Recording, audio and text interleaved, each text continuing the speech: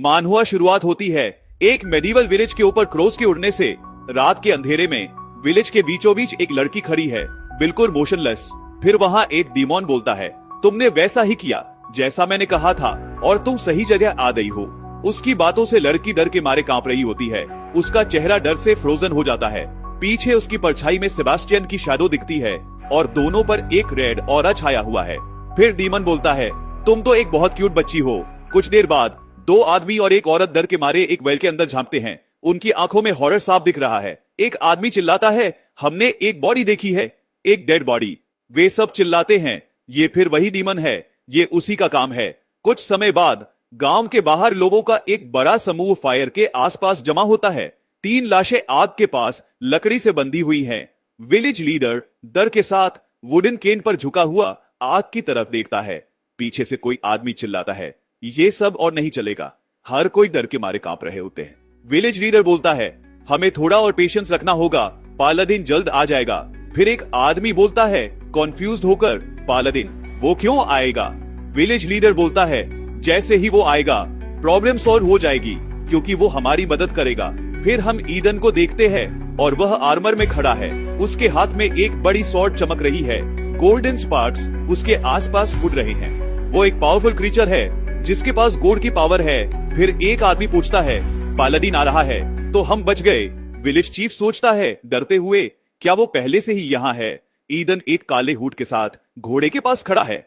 Village chief सोच में पड़ता है, क्या ये पालादिन है? ये तो ज्यादा डीमन हंटर जैसा लगता है। ईदन धीरे धीरे भीड़ के पास आता है। विलेज चीफ पूछता है, तुम कौन हो?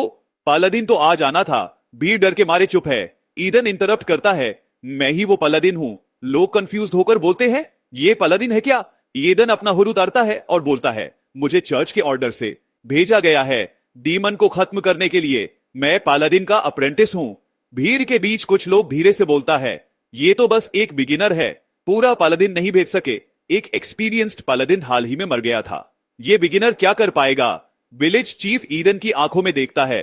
पालादिन के चेहरे पर काम और डिटर्मिनेशन साफ दिखती है। विलेज चीफ सोचता है, हमारा गांव खत्म हो गया। ईदन फायर के पास बैठता है और बोलता है, बहुत डैमेज हो चुका है। विलेज चीफ बोलता है, बहुत सारी लड़कियां मर चुकी हैं, उनकी बॉडीज ट्विस्टेड और विदर मिली हैं। ईदन अपने हाथ से राख गिराता है और आग की लपटों को देखता है। विलेज चीफ आगे बोलता है, यहां तक कि एक पालादिन भी ऐसा देखकर शॉक हो जाएगा। पालादिन मुस्कुराते हुए बोलता है, मैं तो बस एक डीमन की तलाश में हूं जो महिलाओं की सेक्सुअल एनर्जी से फीड करता है। विलेज चीफ जोर से ईदन को चेतावनी देता है, मत सोचो ये आसान होगा। फिर वह चीफ की तरफ देखता है और बोलता है, मुझे पता है कि मैं आपको रूड लग रहा हूं, लेकिन चिंता मत कीजिए, मैं ऑर्डिनरी न्यूबी से डिफरेंट हूं। ईदन कॉन्फिडेंस के साथ बोलता है, हमें अभी एक्सोर्सिज्म करना होगा। सारे यंग गर्ल्स को एक जगह इकट्ठा करो।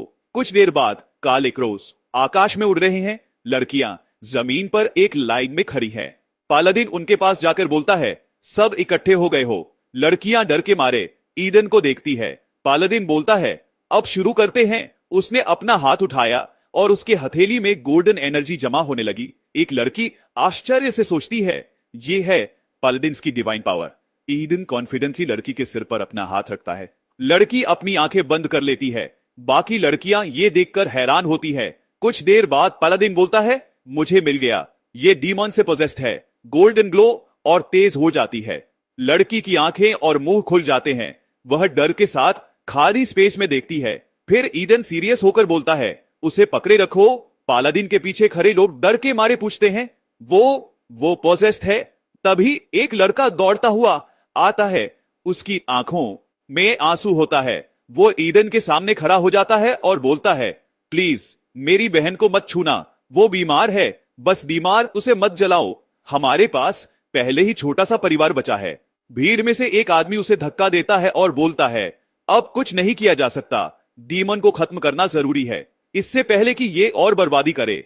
ईदन लड़के को थाम लेता है और शांति से बोलता है, शांत रहो, मैं लोगों को जलाता नहीं, मैंने तो बस उसे पकड़ने को कहा ताकि मैं पता कर सकूं डीमन कहां छुपा हुआ है। अचानक जिस लड़की को रस्सियों से बांधा गया था वो होश में आ जाती है। उसके बाल हवा में उड़ने लगते हैं और उसके चारों तरफ एक पर्पल ऑरा दिखाई देने लगती है। डीमन लड़की के अंदर से डिस्गस्टिंग साउंड्स में बोलता है, कितने शोर मचाने वाले छोटे लोग हो तुम। एडन और वो लड़का डर और टेंशन के साथ लड़की को घूरते हैं। विलेज चीफ डरा हुआ बोलता है, ये डीमन है, आखिरकार अपने आप को दिखा ही दिया। लड़की की आंखें गुलाबी रंग में चमकने लगती हैं। वो रस्सियां तोड़ देती है और चिल्लाती है, तुम्हारी हिम्मत कैसे हुई मास्टर सेबास्टियन को चुनौती देने की। फिर उसे इस तरह करते देख उसका भाई बोलता है, दीदी प्लीज वापस आ जाओ। और इन सबको देखते हैं ईडन सोचता है, सेबास्टियन क्या यही है उस डीमन का नाम। वो मन ही मन बोलता है, ये डीमन डिवाइन पावर को रिजेक्ट कर रहा है। तभी पालादिन अपनी चमकती हुई स्वॉर्ड निकालता है जिस पर एक गोल्डन ऑरा चमक रहा होता है। एडन डिटरमिन्ड टोन बोलता है, ये लड़की अब पूरी तरह से पोजेस्ड हो चुकी है। वो स्वॉर्ड घुमाता है और एक जोरदार स्लैशिंग अटैक करता है। जहां वार होता है वहां एक सुनहरा बवंडर चमकने लगता है। पालादिन लड़की के चेहरे के पास स्वॉर्ड थामे खड़ा होता है। चारों ओर गोल्डन लाइट फैल जाती है। लड़की की आंखों में होश आता है। वो चौंक कर स्वॉर्ड को देखती है। ईडन कामली पूछता है, तुम अब जाग गई हो, अब डरने की कोई जरूरत नहीं। मेरा तलवार सिर्फ बुराई को खत्म करती है, तुम्हें कोई नुकसान नहीं होगा। पालादिन का चेहरा कठोर है लेकिन उसकी आंखों में दया साफ दिखती है। लड़की चिल्लाती है, उसके गालों पर आंसू बहते हैं। वह लड़की बोलती है, मैंने ये सब क्या किया। उसके रिप्लाई में ईडन सॉफ्टली जवाब देता है, ये तुम्हारी गलती नहीं है, डीमन ने सब करवाया है और अब हमें उसे खत्म करना होगा। बताओ उसने तुम्हें किस जगह की झलक दिखाई। कुछ देर बाद एडन घोड़े पर बैठा एक पुरानी ब्रूअरी की ओर देखता है। एडन सोचता है, तो यही है वो जगह जिसके बारे में वो बता रही थी। जैसे ही उसका घोड़ा ब्रूअरी की खिड़कियों के पास से गुजरता है, ईडन को डीमन की एनर्जी महसूस होती है। एडन माइंड बोलता है, वो विलेज के दूसरी तरफ से बुला रहा है, क्या वो मुझे गुमराह कर रहा। कोई बात नहीं, अब मैं भी खेलने को तैयार हूं। ईडन तेज आवाज में भीड़ को बोलता है, हम पेट्रा के दूसरे छोर की तरफ बढ़ रहे हैं। घोड़ा दौड़ता है और ईडन विलेज से दूर निकल जाता है। और तभी सीन चेंज होता है जहां सेबास्टियन एक पुराने बिल्डिंग से बाहर निकलता है। सेबास्टियन शातिर हंसी के साथ बोलता है, पालादिन आ गया, लड़की नहीं, ये तो मेरी लिस्ट और छोटी कर देगा। ये है इंक्यूबस सेबास्टियन, वो डीमन जो औरतों की सारी एनर्जी चूस लेता है। फिर सेबास्टियन उत्साह से चिल्लाता है, क्या पालादिन को लगता है कि मैं बेवकूफ हूं। मैं डीमंस को अच्छे से जानता हूं। पालादिन अचानक उसकी तरफ छलांग लगाता है और चिल्लाता है, भागने की कोशिश कर रहा है। वो एक चमकती हुई तलवार निकालता है और सेबास्टियन की ओर फेंकता है। तलवार जमीन पर गिरते ही जोरदार एक्सप्लोजन होता है। पालादिन उसकी ओर बढ़ता है। वह जमीन पर गिरा हुआ होता है। फिर सेबास्टियन उठता है। उसका शरीर एक पर्पल ऑरा में ढका हुआ है।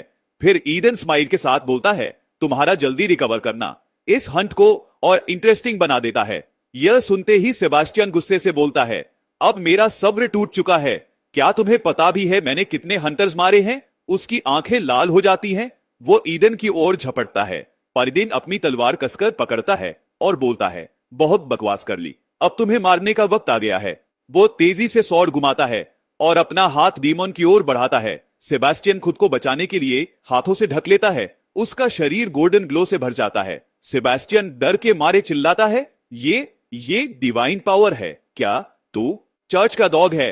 एडन हल्की हंसी के साथ जवाब देता है, डॉग। फिर वो उसे गले से पकड़कर एक पेड़ से दे मारता है। इतना जोर से मारा होता है कि सेबास्टियन के मुंह से खून की धार निकलती है। पालादिन कॉन्फिडेंटली बोलता है, मैं तो उससे भी बुरा हूं, और हां, मजा आया ना। सेबास्टियन कमजोरी से बोलता है, वेट, रुक जा। ईडन ठंडी मुस्कान के साथ जवाब देता है, नहीं, क्योंकि ऐसे डीमन को टॉर्चर करने में कोई मजा नहीं बचा, बस खत्म करना है। उसके बाद सीन चेंज होता है जहां पालादिन उस लड़की को अपनी बाहों में उठाए खड़ा है और उसके पास खड़ा है गांव का चीफ। घबराई हुई आवाज में वो पूछता है, क्या यूस ने यूसे हील कर दिया। पालादिन शांति से जवाब देता है। पालादिन कामली बोलता है, ये सिर्फ टेम्पररी ट्रीटमेंट है, परमानेंट हीलिंग अभी बाकी है। फिर उस लड़की का भाई उसके पास आता है और रोते हुए पूछता है, मेरे सिस्टर को क्या हुआ। पालादिन उसे एक चमकती हुई लिक्विड वाली बोतल देता है और बोलता है। फिर पालादिन सीरियस होकर बोलता है, अगर वो उठती है तो बस थोड़ा सा ये दे देना। यह देखकर वह लड़का चौंक जाता है। लाडका हैरानी से पूछता है, ये जी होली वाटर है, इतना एक्सपेंसिव चीज। Thank you sir. ईडन धीरे धीरे अपने घोड़े की तरफ बढ़ता है और मुड़कर हंसता है और मुड़कर बोलता है। ईडन सॉफ्टली बोलता है, उसकी सिस्टर ठीक हो जाएगी, बस 2-3 दिन तक सोती रहेगी। विलेज चीफ तभी घबराए हुए हाथ जोड़कर पालादिन से बोलता है। चीफ विनती करते हुए बोलता है, प्लीज ह्यूमेनस डीमन से बचा लीजिए। वो पालादिन के सामने झुक जाता है और तब एक ड्रामेटिक मोमेंट बनता है। एआई नरेटर बोलता है, अंधेरों के बीच सबसे कमजोर रोशनी भी किसी के लिए सल्वेशन बन जाती है। उसके बाद गांव वाले भी हाथ जोड़कर पालादिन से विनती करते हैं। विलेजर रोते हुए बोलते हैं, हम रोज भगवान से आपके लिए प्रार्थना करेंगे, बस हमें बचा लीजिए, आप गॉड के मैसेंजर हैं। एक प्लैटिनम नाइट जो ईविल के खिलाफ लड़ता है। पालादिन उन सबकी तरफ देखकर मुस्कुराता है और बोलता है। पालादिन शांत लेकिन फर्म टोन में बोलता है, झुकने की जरूरत नहीं है, मैं सिर्फ अपना काम कर रहा हूं। हम पैलाडिन्स हैं, वो आंखें जो इसे दुनिया की सबसे डार्क रातों को भी इल्यूमिनेट करती हैं। कट्टो अब सीन बदलता है। ईडन एक हाफ डेड डीमोन को गर्दन से पकड़कर नीचे फेंक देता है और बोलता, अगर उसके उठने से पहले इस खत्म कर दूं तो सब ठीक हो जाएगा। तभी एक लाइट और एक फ्लैश के साथ पालादिन का स्टूडेंट सामने आता है। उसका असली नाम है यूजीते। वो एक गोल्डन ऑरा से चमकता है और बोलता है, उसकी स्टेट देखना होगा क्या है। और नरेटर बोलता है, ये है बीक्स का बेटा, एक डिवाइन हिपोक्रेट जिसका मानना है लोगन का रिस्पेक्ट और जेलसी जीतने के लिए दिखावे की गुड डीड्स करो ताकि डिवाइन पावर को अपनी पर्सनल पावर से रिप्लेस किया जा सके। ईडन मुस्कुराते हुए बोलता है, रॉस गॉड से प्रार्थना करोगे ना? फिर धीमे से हंसता है और सोचता है, एडन इनर मोनोलॉग में, कितने नाइवे हैं ये लोग, मुझे यहां आए हुए 2 साल हो गए, पालादिन बना, लेकिन मैं खुद गॉड मैन बिलीव नहीं करता। अगर मैं खुद प्रार्थना करूं तब भी कुछ नहीं होता। उसके बाद सीन शिफ्ट होता है जहां एक मैसिव डोर खुलता है। ईडन सीरियस एक्सप्रेशन के साथ अंदर आता है। तभी एक तेज आवाज गूंजती है। एलेनोर गुस्से में चिल्लाती है, तू लेट है एडन, कब तक वेट करें तेरे लिए। ईडन कामली हॉल में एंटर करता है जहां आर्वर्ड नाइट्स और मेट्स खड़े होते हैं। ईडन फॉर्मली बोलता है, मेन पालादिन अप्रेंटिस हूं, आपके ऑर्डर्स पे डीमन पकड़ा है। एलेनोर उसकी तरफ डिस्गस्टेड एक्सप्रेशन के साथ देखती है।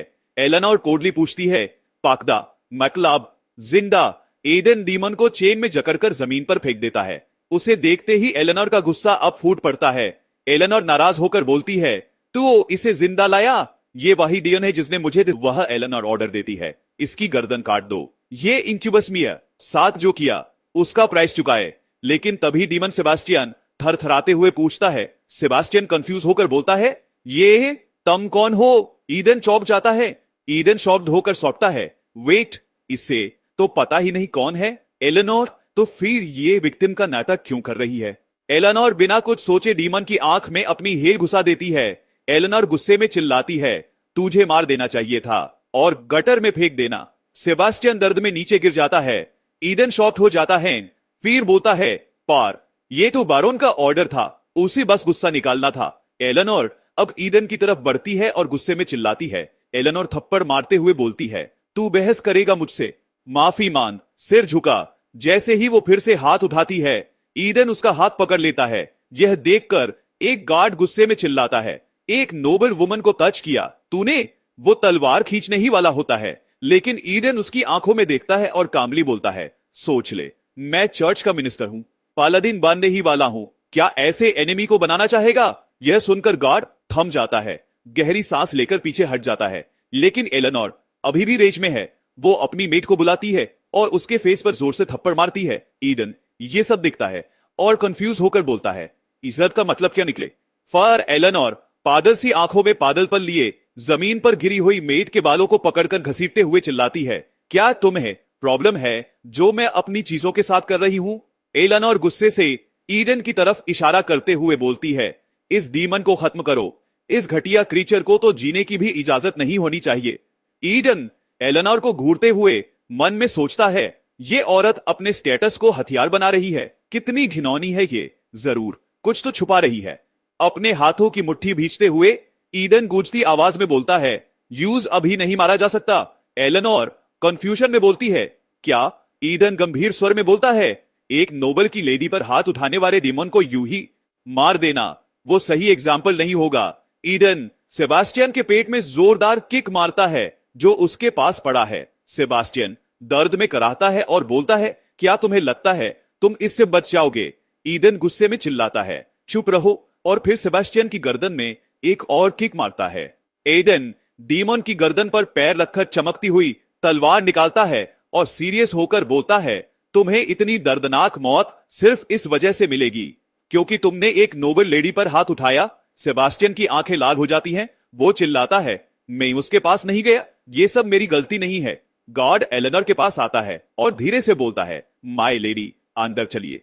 ये सब देखने लायक नहीं है। ईडन फिर सोचता है, क्या डीमन सच में उसके पास गया था? सेबास्टियन अचानक वसा की ओर देखता है और चिल्लाता है, वसा तुम ऐसे क्यों एक्ट कर रहे हो जैसे तुम मुझे जानते ही नहीं? क्या तुम और पालादिन शुरू से ही मिले हुए थे? पूरी विलेज को क्यों कुर्बान किया? क्या असली डेमन तुम ही हो? एडन अपनी आंखें बंद करता है और सोचता है, अब सब समझ में आ गया। एडन तलवार उठाता है और एक ही वार में सेबास्टियन का सिर काट देता है। खून चारों तरफ बिखर जाता है। ईडन एलेनोर और वासा की तरफ देखता है और गूंजती आवाज में बोलता है, कहां भाग रहे हो तुम लोग? मैंने अपना 49th डीमन को मारा है। अब मैं एक सच्चा पैलाडिन बन चुका हूं। ऐसे इल्जामों को अनदेखा नहीं कर सकता। एलेनोर गुस्से से चिल्लाती है, तुमने डीमन की बात पर यकीन कैसे कर लिया? तुम कितने बेहुदा हो। पहले तुम प्रॉपर इन्वेस्टिगेशन के रीजंस लाओ। एडन शांत स्वर में बोलता है, जो कॉर्प्सेस गेट पर थे वो गार्ड्स थे जिन्हें उनकी गलती की सजा दी गई थी, है ना? पर एस्कॉर्ट नाइट अब भी जिंदा है। ईडन की आंखें गोल्डन लाइट में चमकती हैं। यह देखकर गार्ड और एलेनोर दोनों डर से कांप जाते हैं। ईडन एक धमकाते हुए अंदाज में बोलता है, क्या मैं तुम्हें इतना डरा रहा हूं? प्रूव करने की जरूरत है? ठीक है, एक और तरीका है मेरे पास। फिर वह बोलता है, इनक्यूबस सेक्सुअल एनर्जी अब्सॉर्ब करता है। विक्टिम्स एगोनाइजिंग मौत मरते हैं, पर तुम सब ठीक हो। ये सुनकर एलेनोर तिलमिला जाती है और बोलती है, तुमने ये कैसे सोच लिया कि मैं झूठ बोल रही हूं? ईडन अपनी हथेली में गोल्डन ऑरा इकट्ठा करता है और बोलता है, विलेजर्स ने कहा डीमन अचानक प्रकट हुआ, जैसे किसी ने यही से समन किया हो। एडन एलेनोर की तरफ घूरते हुए बोलता है, मुझे तुम्हारे गार्ड से बदबू आ रही है, डीमन की सड़ी हुई बदबू। ईडन तेजी से आगे बढ़ता है, स्पार्कलिंग ऑरा से भरी हथेली उस गार्ड की ओर बढ़ाता है। उसके बाद हम फ्लैशबैक में देखते हैं जहां मेड की लाश जमीन पर पड़ी है। पास में गार्ड और एलेनोर हैं। अचानक कोई चिल्लाता है, वो आवाज उधर से आई। गार्ड बोलता है, सब डीमन की गलती है। एलेनोर धीरे से पूछती है, लेकिन असली डीमन के प्रकट होने से पहले ये सब सच कैसे होगा? गार्ड हैरानी से पूछता है, क्या मतलब है तुम्हारा? एलेनोर डरते हुए बोलती है, तुमने कहा था कि तुम मुझसे प्यार करते हो, तो खुद को साबित करो। डीमन को समन करो, चर्च उसे संभाल लेगी। वो हंसती है और बोलती है, अगर तुम ये कर पाए तो एक सिंपल गार्ड से तुम बन जाओगे बारोन के वारिस।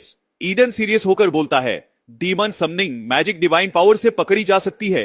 अचानक चारों तरफ गोल्डन फ्लास्क्स हवा में उड़ने लगते हैं। जारा सफेद सूट में मुस्कुराते हुए बोलता है, पालादीन, मुझे उस कमरे में फेक होडी वाटर मिली है। लगता है इसने समनिंग मैजिक को छुपाने की कोशिश की। पास में एक गार्ड बैठा है। चारों तरफ डार्क रेड ऑरा फैला है और जमीन पर गिर हुई बॉटल्स है। फिर गार्ड डरते हुए कांपते स्वर में बोलता है, ये सब गलती है। हर चीज का एक रीजन था। जारा उसकी ओर बढ़ते हुए सख्त लहजे में पूछता है, तो बताओ क्या रीजन था? ईडन की यादों में जारा उससे सवाल करता है, तुम इस औरत पर शक कर रहे हो ना? क्या पालादिन चाहता है कि मैं उसके कमरे की तलाशी लूं? पालादिन धीरे से सिर हिलाकर बोलता है, हां, कितनी देर लगेगी? जारा शांत लेकिन ठोस अंदाज में बोलता है, पता नहीं, लेकिन मैं जल्दी खत्म करने की कोशिश करूंगा। तुम बस एलेनोर को थोड़ी देर तक संभालो, बाकी मुझ पर छोड़ दो। जारा चर्च का सबसे खतरनाक इंक्विजिटर, जिसकी छवि गेम में विलेन जैसी है। कुछ देर बाद गार्ड एक नीली रोशनी से घिरा होता है। जारा अपनी उंगली उठाकर हल्की मुस्कान में बोलता है, खोड़ी वाटर को नकली बनाकर डेमोनिक एनर्जी छुपाना सीधा मौत की सजा है। एलेनोर डर के मारे कांपते हुए चिल्लाती है, रुको प्लीज, उसे मत मारो। ईडन एलेनोर के पीछे खड़ा होकर सख्त स्वर में बोलता है, तुम भी दोषी हो एलेनोर, लेकिन मेरा काम सच्चाई तलाशना नहीं बल्कि न्याय करना है। तुम डीमंस के साथ सीधे संपर्क में नहीं थी, यही तुम्हारी एकमात्र राहत है। एडन उसकी कांपती पीठ की ओर देखते हुए सोचता है, पालादिन के शब्द अब सच और सबूत दोनों बन सकते हैं। कुछ पल बाद एलेनोर कांपती हुई आवाज में बोलती है, मुझे कुछ नहीं पता, सब उस गार्ड ने किया। उसने मुझे धमकाया था, बोला अगर किसी को बताया तो वो मुझे मार डालेगा। गार्ड हैरानी में उसकी ओर देखता है। फिर एलेनोर पागलपन भरी आंखों से बोलती है, मैं कुछ कर ही नहीं पाई, वो नीच था। मैंने तो उसे कहा था जाकर मर जा। गार्ड दर्द से चिल्लाता है, मैंने सब कुछ तुम्हारे लिए किया, तुम मुझे कैसे छोड़ सकती हो? चलो साथ मरते हैं। एलेनोर डरते हुए पीछे हटती है और बोलती है मेरे पास मत आओ। और फिर गार्ड एक तेज नीली चमक में जलकर भस्म हो जाता है। हवा में सिर्फ राख रह जाती है। ईडन हैरान होकर सोचता है क्या चल रहा है ये सब। बैरोन तेजी से अंदर आता है और पूछता है मेरी बच्ची सुरक्षित है ना? जारा मुस्कुराकर बोलता है हम आपका ही इंतजार कर रहे थे। लगता है शौक में सिर्फ आप नहीं हैं। ईडन एलेनोर के पास जाता है, वो राख को घूर रही होती है। पालादीन उसका हाथ पकड़कर बोलता है उठो, अब इस खेल का अंत होना चाहिए। जारा अपनी पीठ पीछे हाथ रखकर बोलता है बैरोन से रिश्ते की इज्जत करता हूं, इस बार चुप रहूंगा, बट अगली बार तुम्हें पछताना पड़ेगा। पालादीन एलेनोर को देखते हुए बोलता है ये बहुत सीरियस मामला है, नोबल हो या नहीं, प्यूरिफिकेशन सबके लिए बराबर होना चाहिए। जारा रहस्यमयी अंदाज में बोलता है आज किस्मत तुम्हारे साथ थी। बैरोन हाथ जोड़ते हुए बोलता है पालादिन मैं आपका आभारी हूं, आपने मेरी बेटी को बचाया और डीमन को खोज निकाला। एलेनोर मुड़ते हुए थके स्वर में बोलती है मैं जा रही हूं, मुझे आराम चाहिए। एडन चुपचाप सोचता है अभी तो वो बच गई, लेकिन जो देखा गया वो अब छुपेगा नहीं। अफवाहें आग की तरह फैलेंगी। एस्कॉर्ट नाइट और डीमन के स्कैंडल की चर्चा सब करेंगे। बैरोन को भी पता चल जाएगा, यही उसकी सजा होगी। और फिर फाल आत्मविश्वास से पालादिन के पास आता है और पूछता है तुम ही हो वो पालादिन? बहुत सुना है तुम्हारे बारे में। फिर हमें उसका इंट्रोडक्शन दिखाया जाता है जहां फॉल साउथ वेस्ट डायोसीस का बिशप है और यह इस गेम का एक और डेंजरस विलन है। ईडन झुकते हुए हाथ कमर पर रखता है और बोलता है ये मेरे लिए सम्मान की बात है योर ग्रेस। पालादिन मन ही मन सोचता है ये तो मिड गेम में आना चाहिए था, तो इतनी जल्दी क्यों दिखा है? फॉल मुस्कुराकर बोलता है यूजुअली पोप ही पालाडिन्स को ऑर्डिंग करता है, लेकिन इस बार मैं खुद एक छोटी सेरेमनी करना चाहता हूं। फिर ईडन कंफ्यूज्ड एक्सप्रेशन में पूछता है क्या कुछ हुआ है? फॉल सीरियस एक्सप्रेशन में जवाब देता है हन ने अभी रिसेंटली एक group of demon followers discover किया है, लेकिन उनकी बात बीच में काट देता है जर्ट, जो अचानक पूछता है डेमोनिक कल्ट, तुम किसकी बात कर रहे हो? फॉल उसकी ओर देखते हुए सीरियस होकर बोलता है हान, और इस बार वो लोग काफी स्ट्रॉन्ग लग रहे हैं, नॉर्मल सोल्जर्स उनका सामना नहीं कर सकते, तुम्हें तुम्हारी जैसे पावरफुल वॉरियर्स की जरूरत है। एडन सोचता है यूएस वैक्टी चर्च के इंटरनल प्रॉब्लम्स की वजह से पालाडिन्स का सपोर्ट नहीं मिल पा रहा था, और फॉल से तो वैसे भी कोई अच्छा एक्सपेक्ट नहीं कर सकता। बिशप काम और मैनिपुलेटिव टोन में बोलता है अगर तुम्हें कोई प्रॉब्लम नहीं है ईडन, तो मैं तुम्हें ऑफिशियली पालादिन बना सकता हूं। तुम अनविकेड लोगों का शिकार करोगे जिन्होंने भगवान के खिलाफ जंग छेड़ दी है। बच्चे गायब हो रहे हैं ईडन, इस तरह के डिमोनिक कल्स को माफ नहीं किया जा सकता। एडन अंदर ही अंदर सोचता है क्या मजाक है, ये फॉल तो एक घटिया और परवर्टेड इंसान है। गेम में चाहे कोई भी पाथ चूज करो, एंड में ये क्रीपी डूड तो सामने आएगा ही।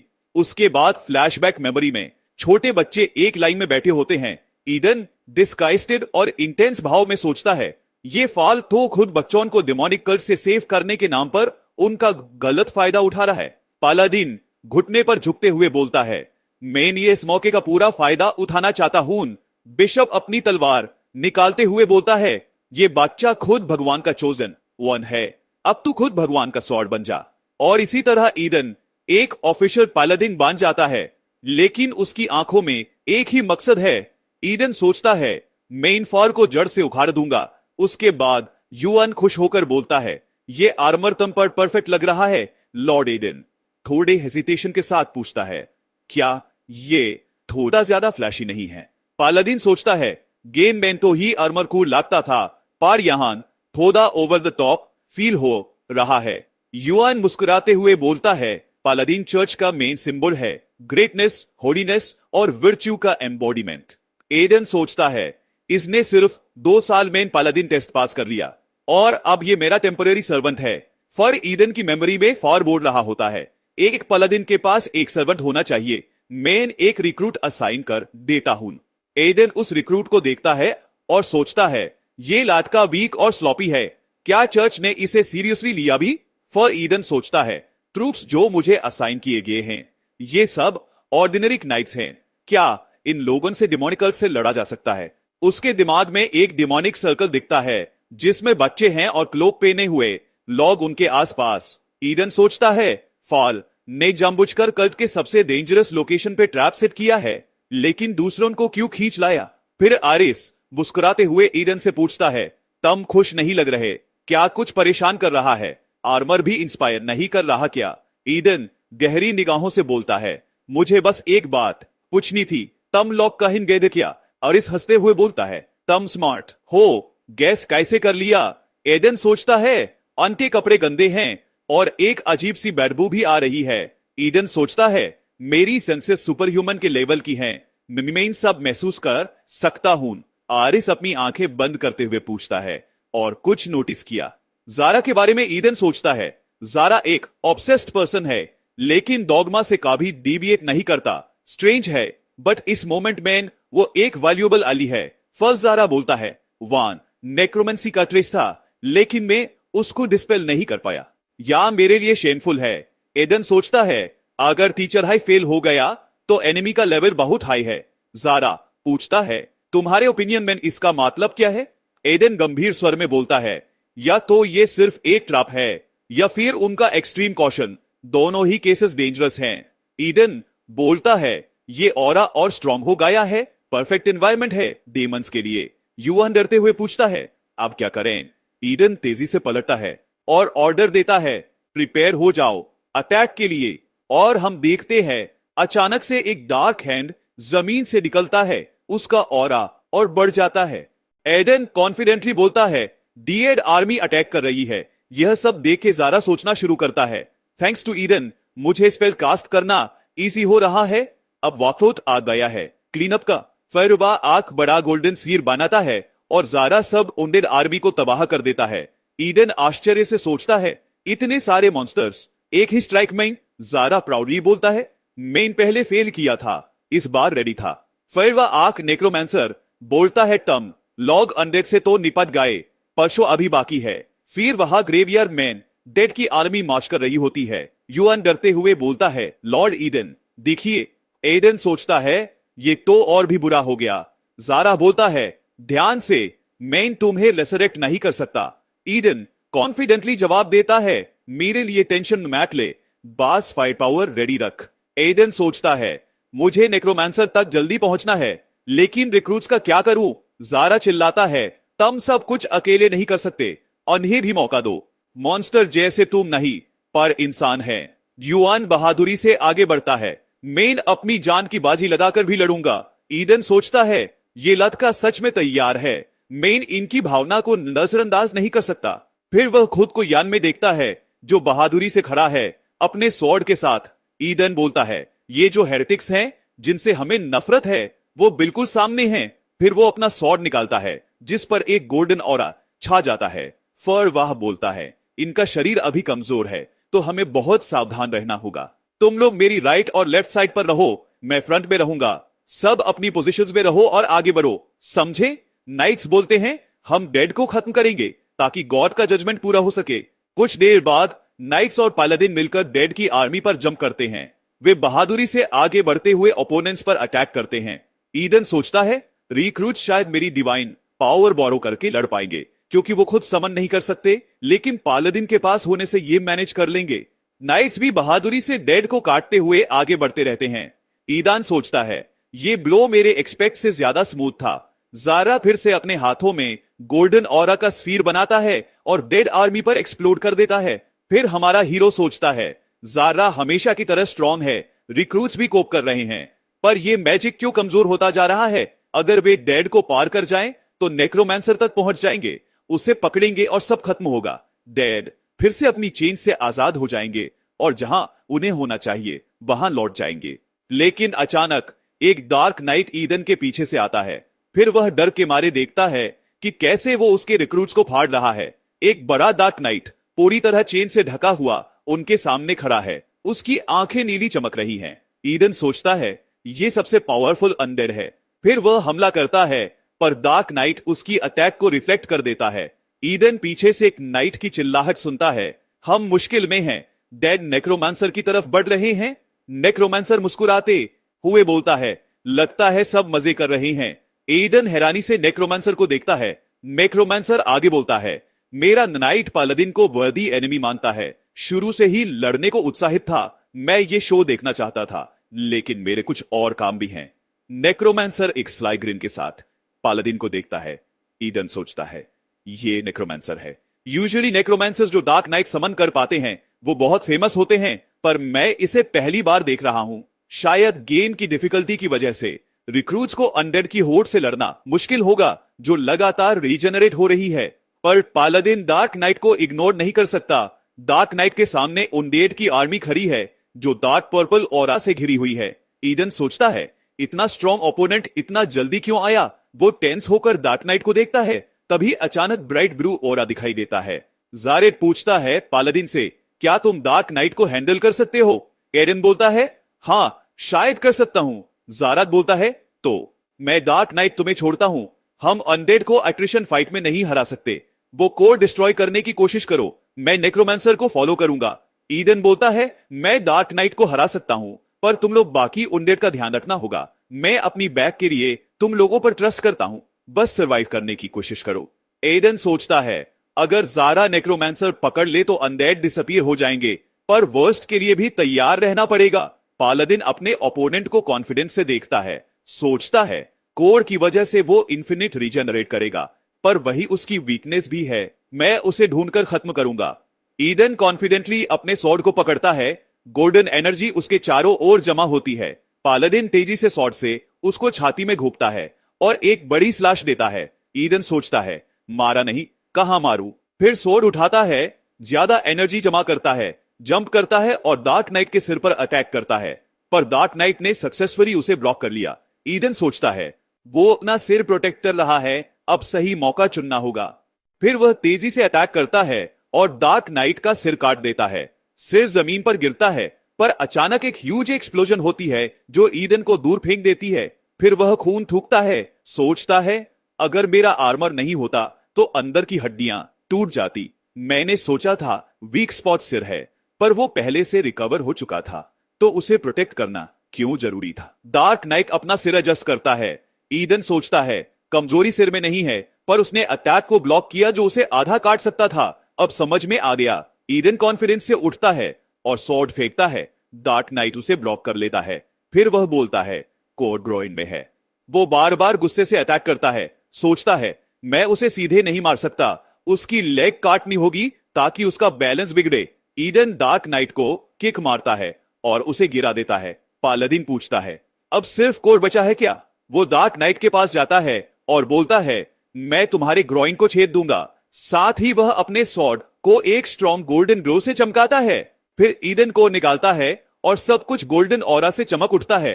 फिर सिस्टम नोटिफिकेशन आता है, प्लेयर ने डार्क नाइट को हरा दिया और बहुत एक्सपीरियंस अर्न किया है। कुछ देर बाद जार्थ नेक्रोमैंसर को पकड़ लेता है। जार्थ बोलता है, तुमने मौत चुनी है। डेमोनिक कल्टिस्ट्स हमेशा गॉड का अपमान करते हैं। नेक्रोमैंसर अपने सीने पर हाथ रखकर बोलता है, मेरा गॉड अलग है, मैं उसे समर्पित हूं। जार्थ अचानक घूमता है और देखता है कि ईडन और नाइट्स वापस आ गए हैं। वो मुस्कुराते हुए पूछता है, क्या मैं हालुसिनेटिंग हूं? वो यहां कैसे आया? क्या उसने सच में डार्क नाइट को हरा दिया? ईडन बोलता है, हां मैंने उसे मर दिया है, लेकिन लड़ाई तक थी। जार्थ बोलता है, रिक्रूट्स ने कोशिश की होगी, पर उन्हें यहां कुछ सीखने को नहीं मिलेगा। नेक्रोमैंसर नर्वस होकर बोलता है, तुमने डार्क नाइट को हरा दिया, काश मेरे पास और भी मजबूत मॉन्स्टर होता। ईडन बोलता है, स्ट्रेंज है कि वो हमेशा सुंदर फ्लैश की तलाश में रहते हैं, पर क्या वो दौड़ नहीं जो सड़ने के बाद भी हिलती रहेगी? मेरे पास उसके लिए बहुत सवाल हैं। नेक्रोमैंसर हंसता है और बोलता है, तुम्हें क्या लगता है कि मैं तुम्हें जवाब दूंगा? फिर आह बोलता है, एग्जॉर्ड में सोल डेमन लॉर्ड। फिर वह पहाड़ नीचे कूद जाता है। फिर जार टेंशन में बोलता है, ये सिचुएशन तो काफी बिगड़ चुकी है। लेकिन तभी ईडन अपना सोर्ड निकालता है और उसे क्लिफ के पार फेंक देता है। वो तलवार हवा में कटती हुई नेक्रोमैंसर तक पहुंचती है और उसे पत्थर में गाड़ देती है। आरिस सार्केस्टिक टोन में बोलता है, ब्रो तू तो बाइबल के किसी डिवाइन हीरो जैसा लग रहा है। ईडन सीरियस एक्सप्रेशन में बोलता है, जोक मारने का टाइम नहीं है, हमें तुरंत बिशप के पास पहुंचना होगा। और फिर बिना किसी डिले के ईडन सीधा क्लिफ से नीचे कूद जाता है। आरिस हंसते हुए एक नाइट्स की तरफ देखता है और बोलता है, चलो भाइयों, अब हमारा भी जाने का टाइम आ गया है।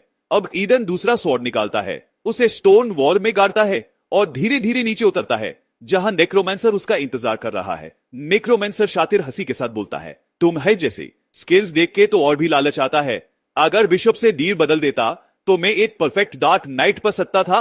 ईडन सस्पिशियस होकर सोचता है, फॉल क्या वो भी इसमें मिला हुआ है? ये तो पूरी टाइमलाइन ही बदल चुकी है। क्या सैक्रिफाइस सीन भी अब अलग होगा?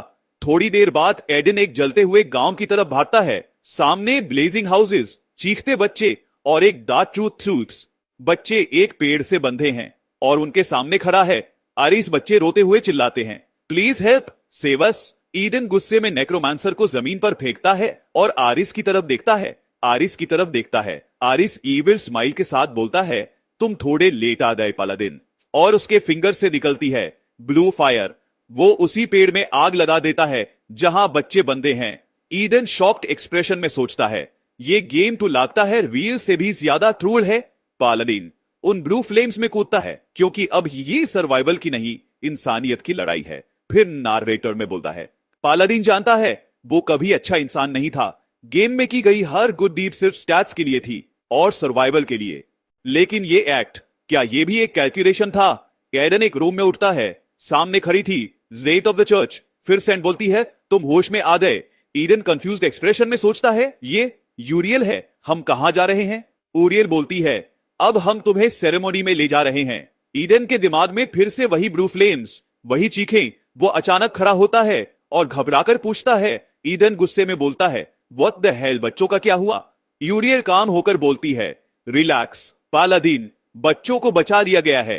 ईडन शॉक्ड होकर सोचता है, नॉट जस्ट यूरियल, बच्चों ने भी वो ब्लू फ्लेम सर्वाइव कर ली और जार ने कुछ नहीं किया। ये क्या नया ट्विस्ट है?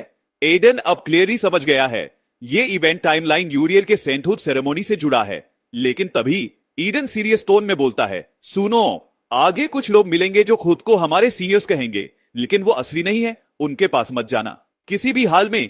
यूरियल डरते हुए पूछती है, तुम किस बारे में बात कर रहे हो? ईडन बोलता है, मैंने तुम्हारा फेवर चुका दिया। और फिर वो कैरेज से कूद जाता है और वह ईडन भाग रहा होता है जब सामने से जूवन घोड़े पर आता है। जूवन मुस्कुराते हुए बोलता है, सो तुम कैरेज से कूदे, let me escort you.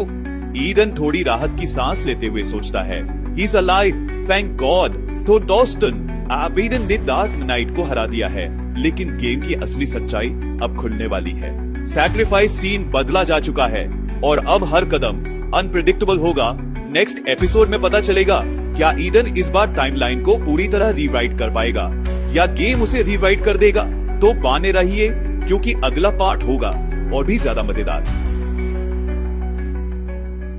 Episode की शुरुआत होती है एक पुराने और शांत इलाके में, जहां हमारा हीरो तेजी से किसी का इंतजार कर रहा है। वो पीछे मुड़कर जोर से आवाज लगाता है, युआन जल्दी आओ। और थोड़ी ही देर में युआन घोड़े पर दौड़ते हुए आता है और हंसते हुए कहता है, मैं जल्दी आ रहा हूं, थोड़ा वेट कीजिए। हमारा हीरो उसकी तरफ देखकर सोचता है, ये लड़का काफी यूजफुल साबित हो सकता है। फिर दोनों घोड़े पर सवार होकर एक नई जर्नी की तरफ बढ़ जाते हैं। जाते जाते युआन अचानक सीरियस हो जाता है और थोड़ी हैरानी के साथ बोलता है, सिर, उस दिन मुझे लगा था आप मर गए हैं। जब हम सब भागकर वापस आए थे तो आप फ्लेम्स में घिरे हुए थे और फिर वो आग अचानक वैनिश हो गई और ऊपर से मैं आज तक जिंदा कैसे हूं, ये खुद एक मिस्ट्री है। एडन थोड़ी देर चुप रहता है, फिर उसके दिमाग में जोर का झटका लगता है। जारा की ब्लू फ्लेम गायब हो गई, लेकिन वो तो उसकी सबसे पावरफुल एबिलिटी थी, ये तो कहानी में भी नहीं था। इससे पहले कि एडन कुछ बोलता, युआन उसकी तरफ एक लेटर बढ़ाता है, जारा के हाथों लिखा हुआ। सीन कट होता है और अब हम जारा को देखते हैं अपने डार्क स्टडी रूम में।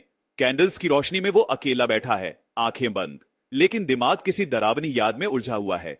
एक औरत की लाश जमीन पर पड़ी है और एक बच्चा उसके सीने पर बैठा है, हाथ में नाइफ लिए हुए, कांपते हुए बोल रहा है, लॉर्ड जो चाहिए ले लो, मैं सब दूंगा। जारा दूर खड़ा है, लेकिन उस पल में ऐसा लगता है जैसे वो अपने ही अतीत की किसी परछाई को देख रहा हो। तभी एक सर्वेंट आती है और धीमे स्वर में बोलती है, मास्टर, एडन आ गए हैं। जारा धीरे से आंखें खोलता है और गहरी आवाज में बोलता है, अच्छा है, उसे अंदर भेजो। जब एडन रूम में एंटर करता है, जारा बिना एक शब्द कहे उसे एक पुराने दरवाजे की ओर ले जाता है। रास्ते में चलता हुआ वह कहता है, तुम जानते हो ना, मुझे सोशल गैदरिंग्स पसंद नहीं और इस किंगडम में रहना भी मेरे लिए आसान नहीं रहा। एडन धीरे से जवाब देता है, पैलेस में आपसे मिलना ऑलमोस्ट इम्पॉसिबल है। जारा एक मैसिव गेट के सामने रुकता है और ठंडी आवाज में कहता है, चर्च की जड़ें अब सड़ चुकी हैं। जो प्योर कहलाते थे वो ही सबसे ज्यादा गिरे हुए निकले।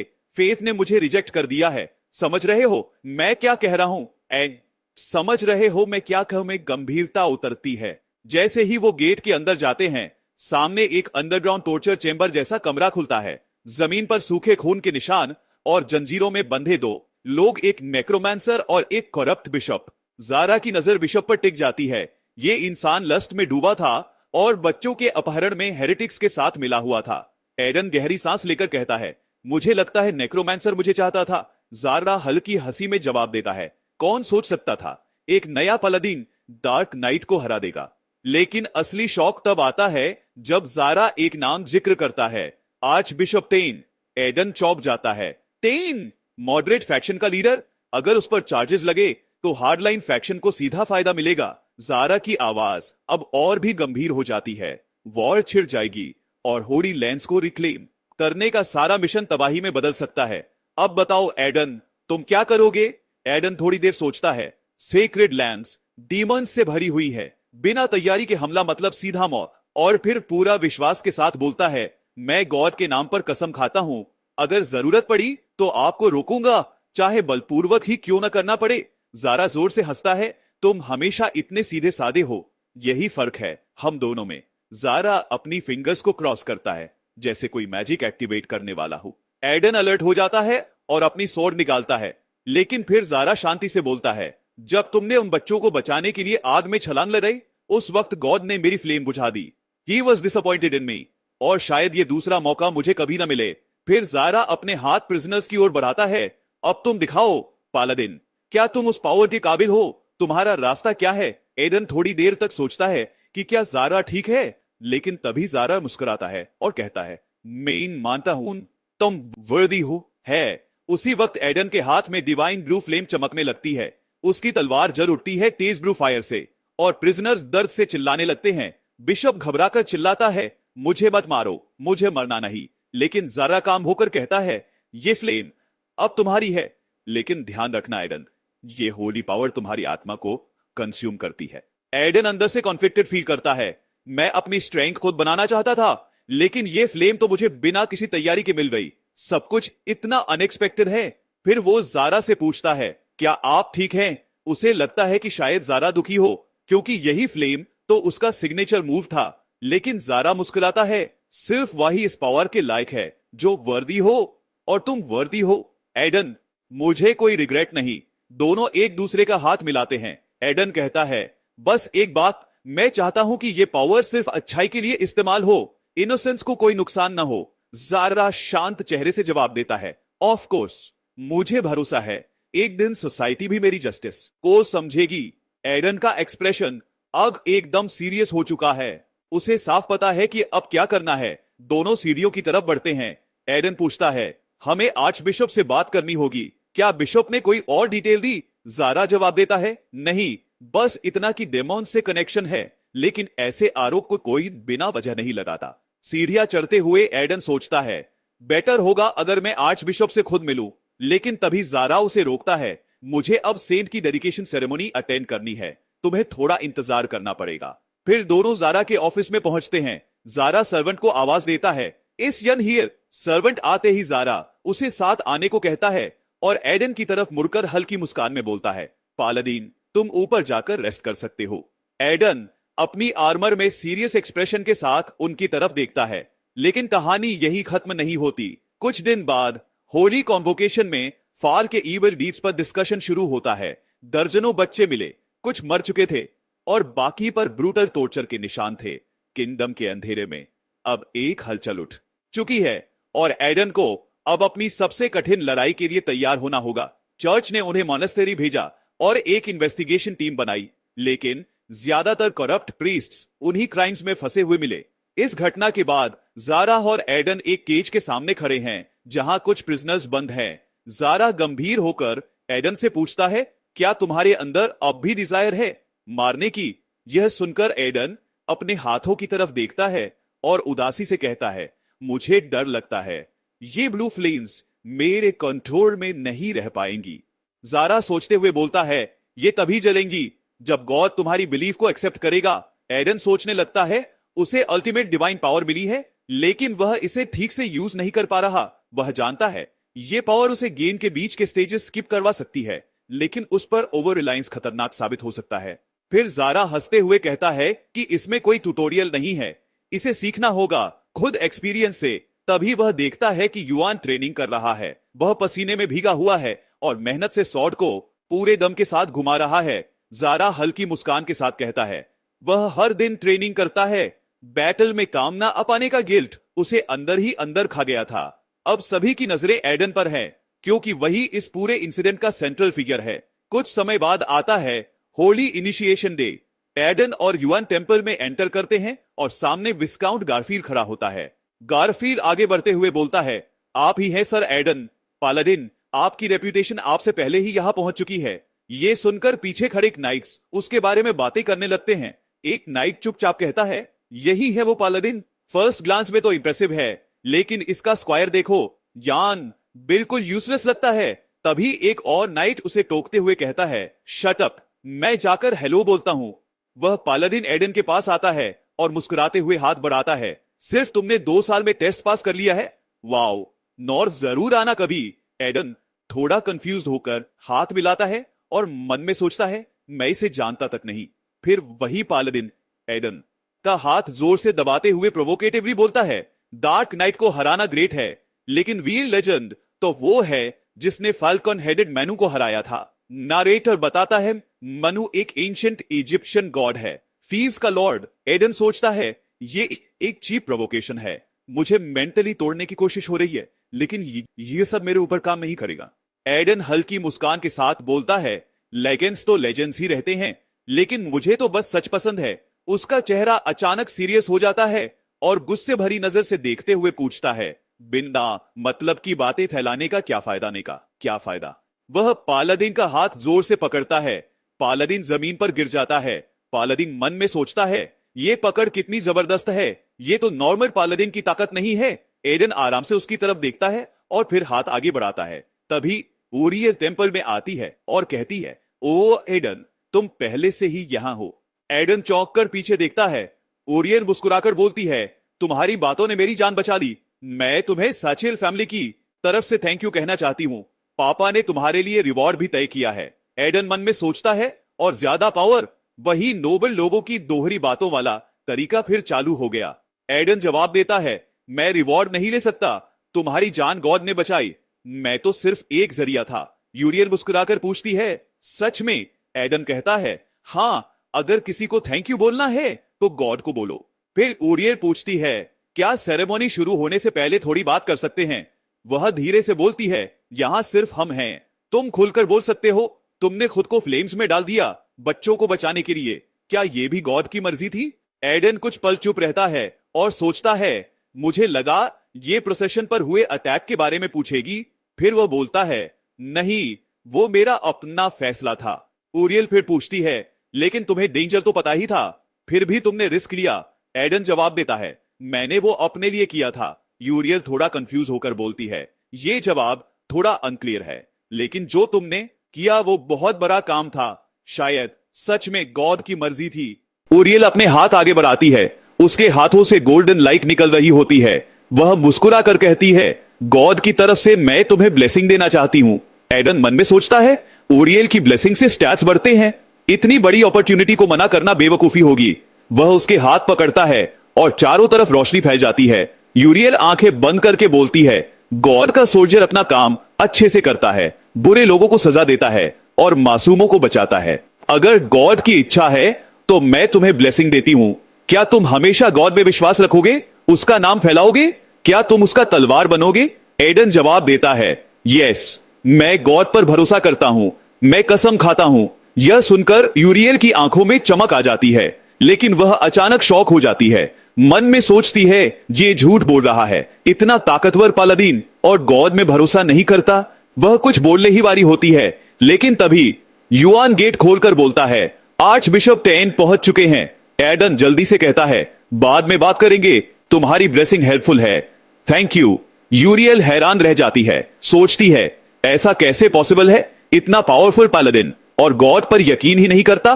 एडन और युआन तेजी से आर्च बिशप से मिलने बढ़ते हैं। एडन मन में सोचता है कभी कभी लोगों का बिहेवियर बदल सकता है, लेकिन उनके अंदर की सोच वही रहती है। पर अगर स्टोरी इतनी बदल जाए कि अच्छा इंसान ही बुरा बन जाए। एडन झुकते हुए बोलता है। पालादिन एडन आर्च बिशप टेन को सल्यूट करता है। टेन मुस्कुराकर कहता है तो ये है हमारा हीरो। वह एडन से पूछता है तुमने लास्ट मिशन में बहुत बड़ा काम किया, सही है? एडन जवाब देता है मैं कोई क्रेडिट नहीं लेना चाहता, चर्च की मदद के बिना हम कुछ नहीं कर पाते। टेन हंसते हुए कहता है इस बार चर्च ने ज्यादा कुछ नहीं किया, तुम और इंक्विसिटर ने सब संभाल लिया। एडन मन में सोचता है ना झूठ बोल रहा है ना डर रहा है, अगर ये एक्टिंग है तो बहुत डेंजरस इंसान है ये। टेन कहता है चलो सेरेमोनी के बाद मेरे ऑफिस में चाय पीते हैं। एडन झुककर कहता है मैं जरूर आऊंगा।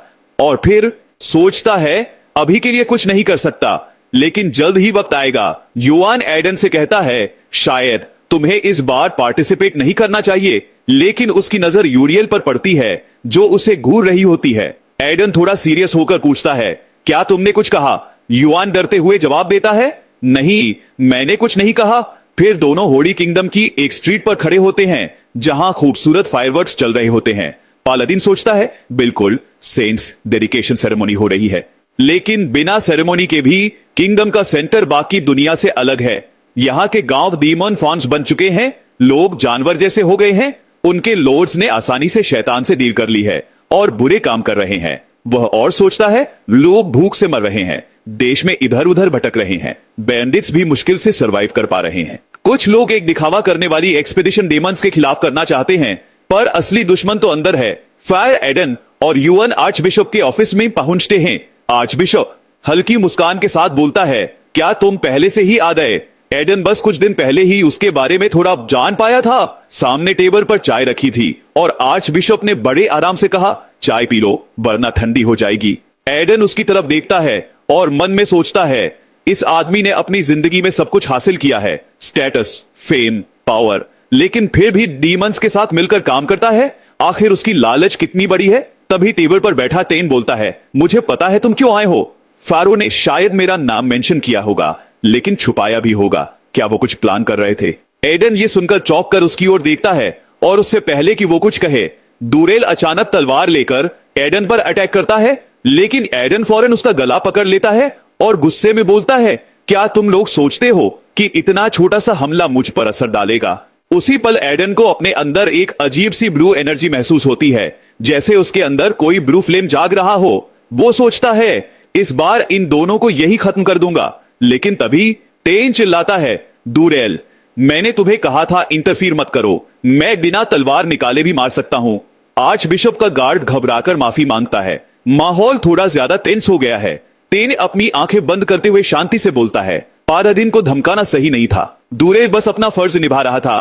तुम लोग शांत हो जाओ और सुनो। एडन गार्ड को गले से पकड़े हुए सोचता है क्या ये जानबूझकर किया गया अटैक था और ये ब्लू फ्लेम क्या था? वो अपने हाथ देखता है, ब्लू फ्लेम गायब हो चुका था। एडन फिर डूरेल को जमीन पर गिराकर बोलता है मैं तुम्हारी बात सुनने को तैयार हूं, लेकिन जब तक तुम पर शक है मैं तुम पर भरोसा नहीं कर सकता।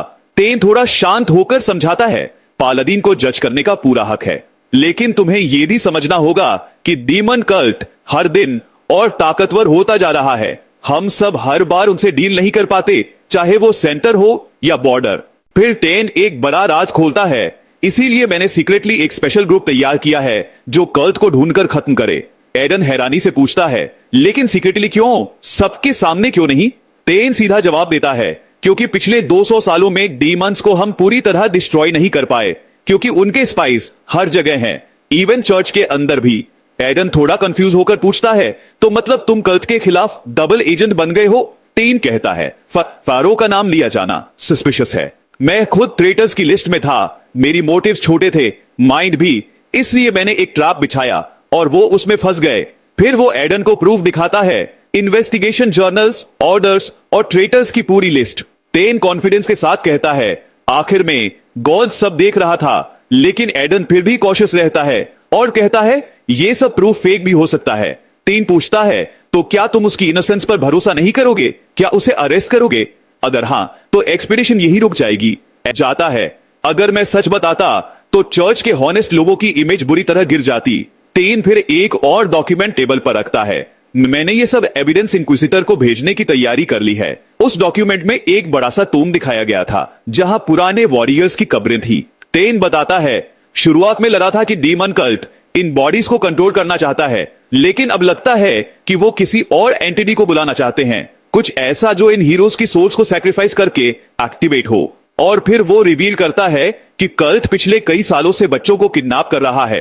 टेन अब एकदम सीरियस होकर एडन से पूछता है, पालादिन तुम्हें क्या लगता है वो क्या बुलाने की कोशिश कर रहे हैं? एडन शॉक में चुप खड़ा था, सोचता है ये सब अगर सच है तो ये इस दुनिया का सबसे बड़ा डिजास्टर होगा।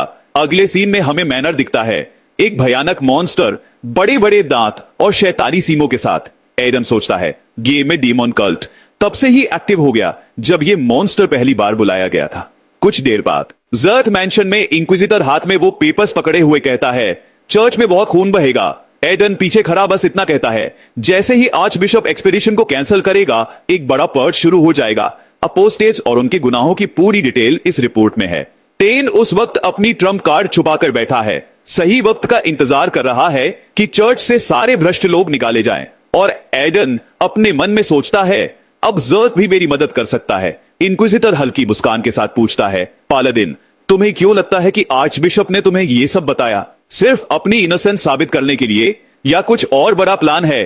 थोड़ी देर बाद एडन और युआन एक डेजर्ट में घोड़ों पर सफर करते हुए नजर आते हैं। युआन एडन से कहता है ये ऑफर यूनिटी का है, हमें उस जगह जाना होगा। वो सामने एक बिल्डिंग की तरफ इशारा करता है और कहता है हमें उस इन में जाना चाहिए। इन के अंदर डैरिल बैठा हुआ है, हाथ में शराब की बोतल लिए और लगातार पी रहा है। बांदल उसे देखकर बोलता है भाई थोड़ा कम पी, भूल गया कौन आने वाला है?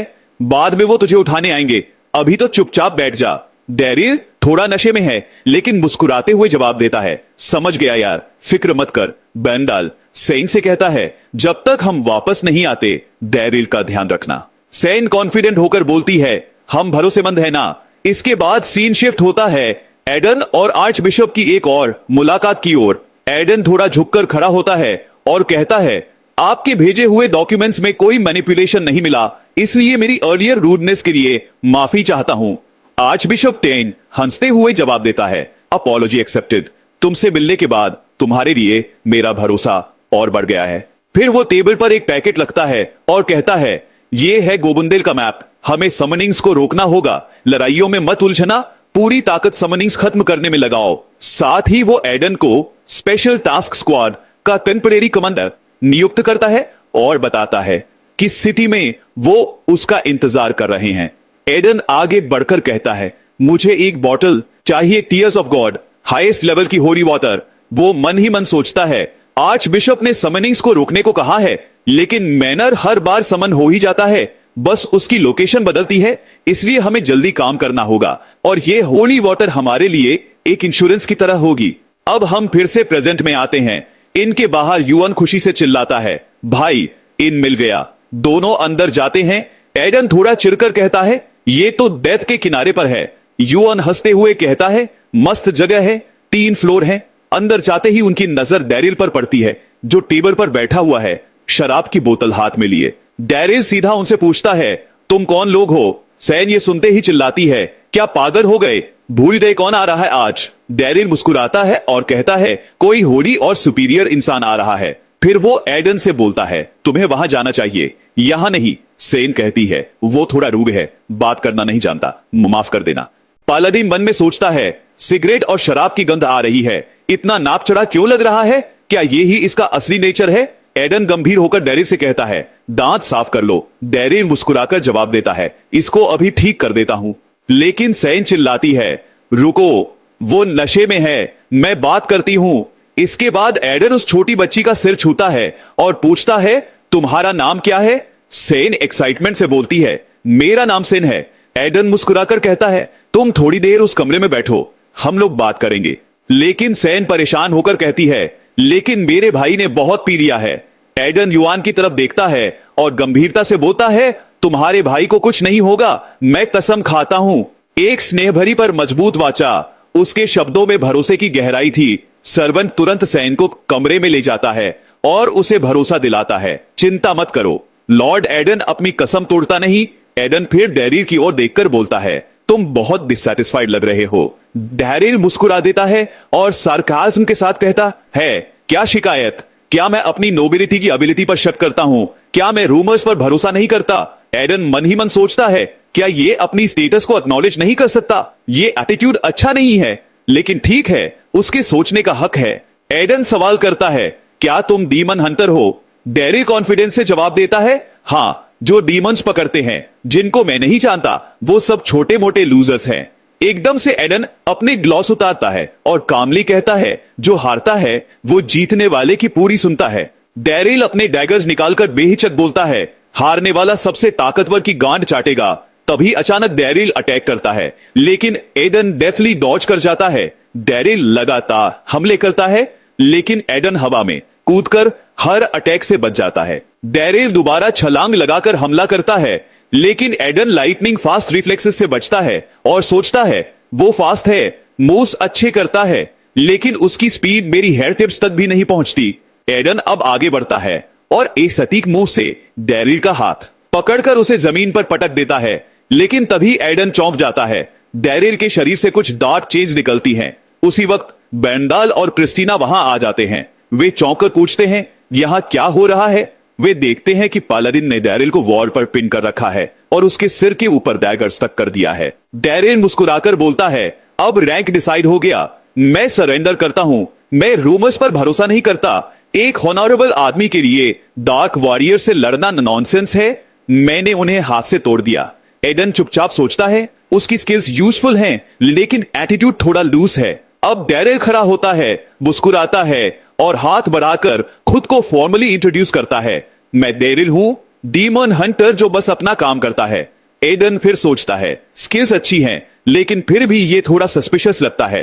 क्रिस्टीना बताती है, हम उनसे मिलने गए थे, पर रास्ते अलग हो गए। डैरिल भी अब ऑफिशियली शामिल है। बेंडल आगे जोड़ता है, आर्च बिशप ने खुद कॉम्बैट स्क्वाड चुना है। वो इन्वेस्टिगेशन टीम का जिक्र करता है जो मेन ऑफिस गई है।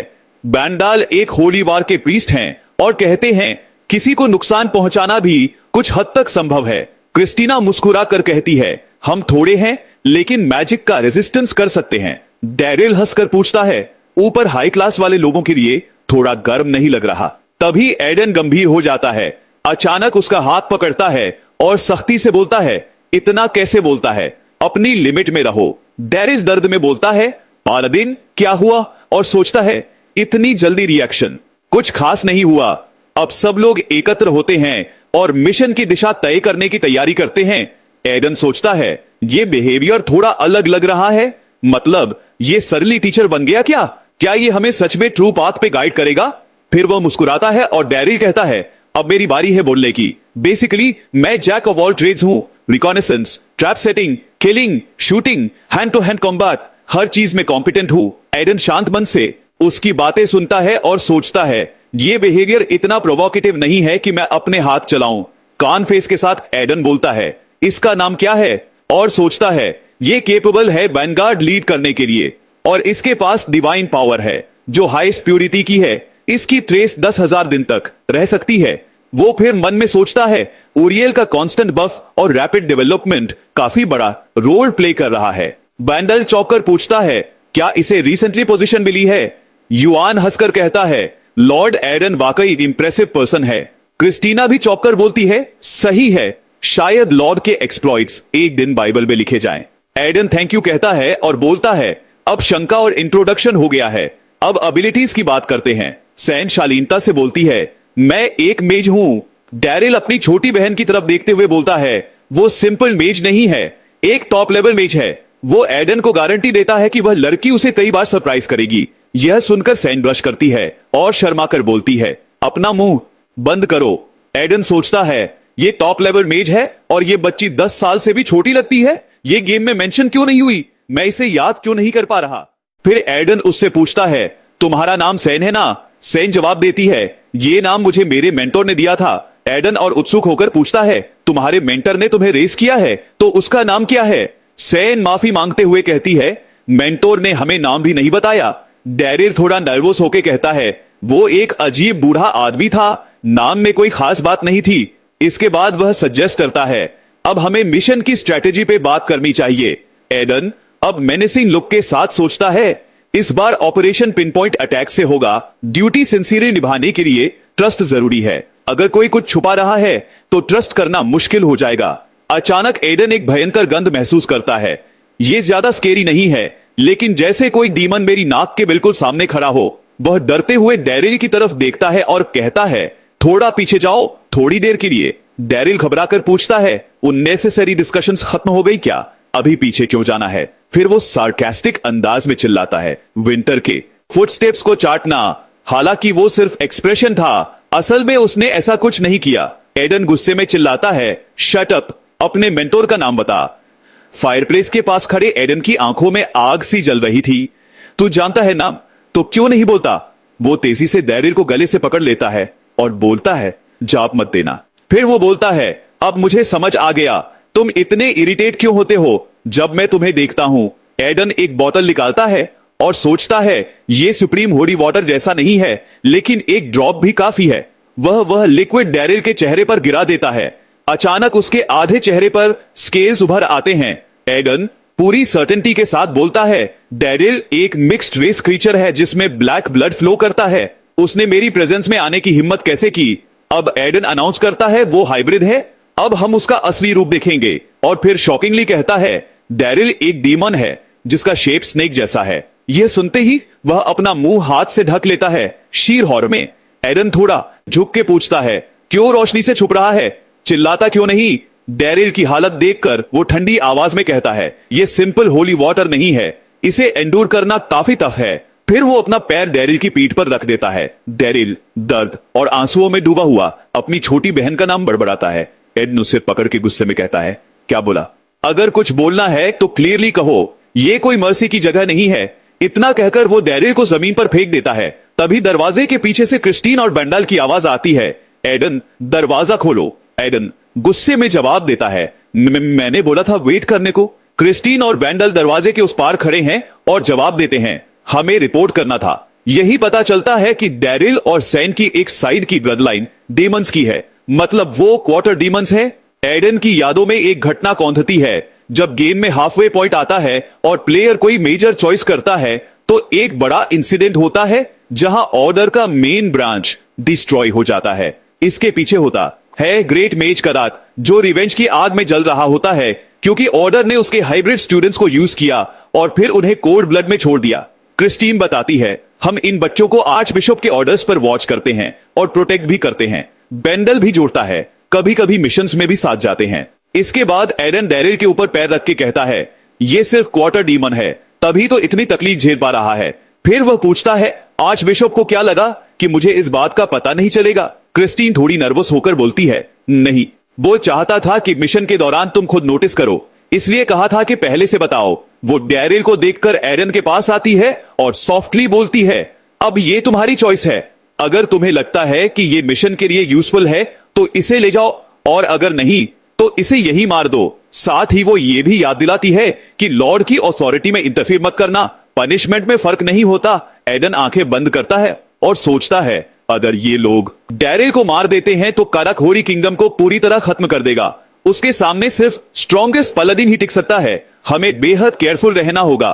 फिर वो डैरिल को जमीन पर छोड़ते हुए सीरियस फेस से कहता है, सीन को बुलाओ। डैरिल डरे हुए शब्दों में बड़बड़ाता है, प्लीज वेट, मुझे कुछ नहीं पता, सिर्फ मैं नहीं। एडन गुस्से से उसे पकड़ता है और दहाड़ता है, कैसे हिम्मत करता है इंटरफीयर करने की? चुप हो जा, तभी बोल जब बोला जाए। क्रिस्टीन और बेंडल बताते हैं कि सेन को अभी तक ये तक नहीं पता कि वो पार्ट डीमन है। अब तक कोई म्यूटेशन नहीं हुआ और उसकी डिवाइन पावर भी रिजेक्ट नहीं हुई। एडन सोचता है, कैसे? पर अगर ये कदाक था तो ये सब उसी का काम होगा। वो खुद से पूछता है कि उसने डैरिल को रोका क्यों। दूसरी ओर जॉन और सैन एक टेबल पर बैठे हैं। जॉन हल्की मुस्कान के साथ कहता है, लॉर्ड एडन ने कैसी डेस्परेट फाइट लड़ी थी उस डार्क वॉरियर के खिलाफ। पालाडिन अपने मन में सोचता है, कदाक के स्टूडेंट्स में एक जीनियस था, शायद वही था। क्रिस्टिन थोड़ी घबराकर जमीन पर पड़े डैरिल को देखती है और बोलती है, पिछले कुछ महीनों में जब हम इन बच्चों को वॉच कर रहे थे कुछ फील हुआ था। तभी सैन खुशी से कहती है, मेरे हिसाब से लॉर्ड पालाडिन सच में एक हीरो हैं जो बाइबल में होने के लायक हैं। क्रिस्टीन आगे जोड़ती है, ये क्रीचर्स ह्यूमंस के ज्यादा करीब हैं, डेमन से नहीं। बेंडल भी कहता है, मैं उम्मीद करता हूं कि लॉर्ड की कोर्ट में इन्हें मर्सी मिले। एडन थोड़े हैरानी में बोलता है।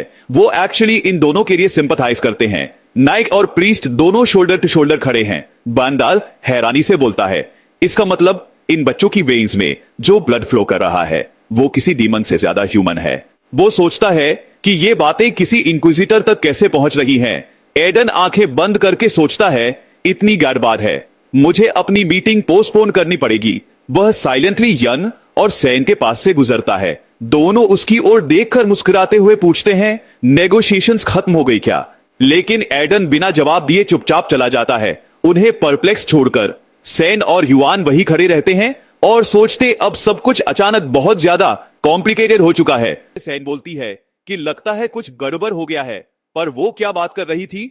युआन आता है और सैन के सिर पर हाथ रखता है। फिर वह बोलता है, सब ठीक हो जाएगा, बेकार में टेंशन मत ले, मतलब कि सब कुछ संभल जाएगा, चिंता मत कर। अब सैन को याद आता है वो पल जब वो और डेरिल और अपने मास्टर के साथ खड़े थे। सैन अपनी मैजिक यूज करती है और अपने मेंटोर से पूछती है, क्या मैं सही कर रही हूं? तादाक मुस्कुराते हुए बोलता है, तुम्हारे पास तो बहुत जबरदस्त पावर रेंज है। डेरिल अपने चेहरे पर एडमिरेशन लेकर पूछता है, यार तुमने ये सब कैसे किया? मेंटोर हंसते हुए बोलता है, जैसा कि उम्मीद थी, सैन में एक नेचुरल टैलेंट है, लेकिन ध्यान रखना तुम्हारी डेवलपमेंट की कोई लिमिट नहीं है, तो हमेशा बेहतर बनने की कोशिश करो। पीछे डेरिल मुस्कुराता है और सैन के सिर को सहलाता है। फिर वह बोलता है, वो सच में एक वंडरफुल बच्ची है। कदाक बोलता है, लेकिन डेरिल तुम कभी अपने स्किल्स को इस मामले में अप्लाई नहीं कर पाओगे, ये तुम्हारा भी कंसर्न है, इसलिए तुम्हें भी इंप्रूव करना होगा।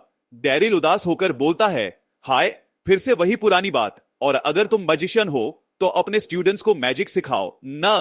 फिर वो कदाक से पूछता है, तुम्हारे पास तो ऐसी एबिलिटीज नहीं है ना? मेंटोर मुस्कुराते हुए बोलता है, तुम क्या बोल रहे हो? सैन हाथ में मैजिक स्टिक पकड़कर डेरिल से बोलती है, अरे भाई क्या तुम पागल हो? तुम जानते हो कि वो मास्टर तुम्हें इस बात के लिए मारेंगे, लेकिन फिर भी तुम मास्टर से उलझ क्यों रहे हो? उसके बाद समय गुजरता है, चांद आसमान में चमक रहा होता है। एडन सोचता है, चलो आराम करता हूं, दिमाग फिर से सेट हो जाएगा, अब कुछ इंपॉर्टेंट सोचता हूं। कदाक वाले इंसिडेंट का रीजन जानकर मैं यकीन नहीं कर पा रहा कि ऐसा पोलाइट दिखने वाला टीम इसमें इन्वॉल्व था। उसके दिमाग में हम आर्च बिशप देखते हैं, उसके हाथ में खून से सना हुआ स्वॉर्ड है और कदाक का डेड बॉडी उसके सामने पड़ा है। एडन सोचता है, नाइट और प्रीस्ट जो सपोज है डेमंस को काटने वाले, वो इन हाफ ब्रीड बच्चों के साथ सिंपथाइज कर रहे हैं। सब कुछ उल्टा हो रहा है। एडन नोटिस करता है युआन और सेन को, जो एक पत्थर के पीछे बैठे बात कर रहे होते हैं। सेन उसे नेकलेस दिखाती है और बताती है कि उसने उसे कैसे दिया था। फिर थोड़ी देर बाद वो गायब हो गया। फिर अचानक बिना वजह सेन और डेरिल को ऑर्डर में भेज दिया गया। आर्च बिशप ने बताया कि उनके पेरेंट्स और मेंटोर ने एक बड़ा क्राइम किया है, इतना बड़ा कि वो कभी माफ नहीं हो सकते। उनके इस अपराध के बदले में उन्हें ऑर्डर के ऑर्डर्स को पूरा करना होगा और इस पाप की शांति के लिए काम करना होगा। सैन की यादों में वो खड़ा है डेरिल के पास और बोलती है, मेंटोर ने कहा था कि एक ग्रेट हीरो आएगा जो हमें इस दुखद किस्मत से मुक्त करेगा। डेरिल उसका सिर सहलाता है, लेकिन सैन गुस्से में बोलती है, मैंने उसे कहा था कि ऐसा मत करो।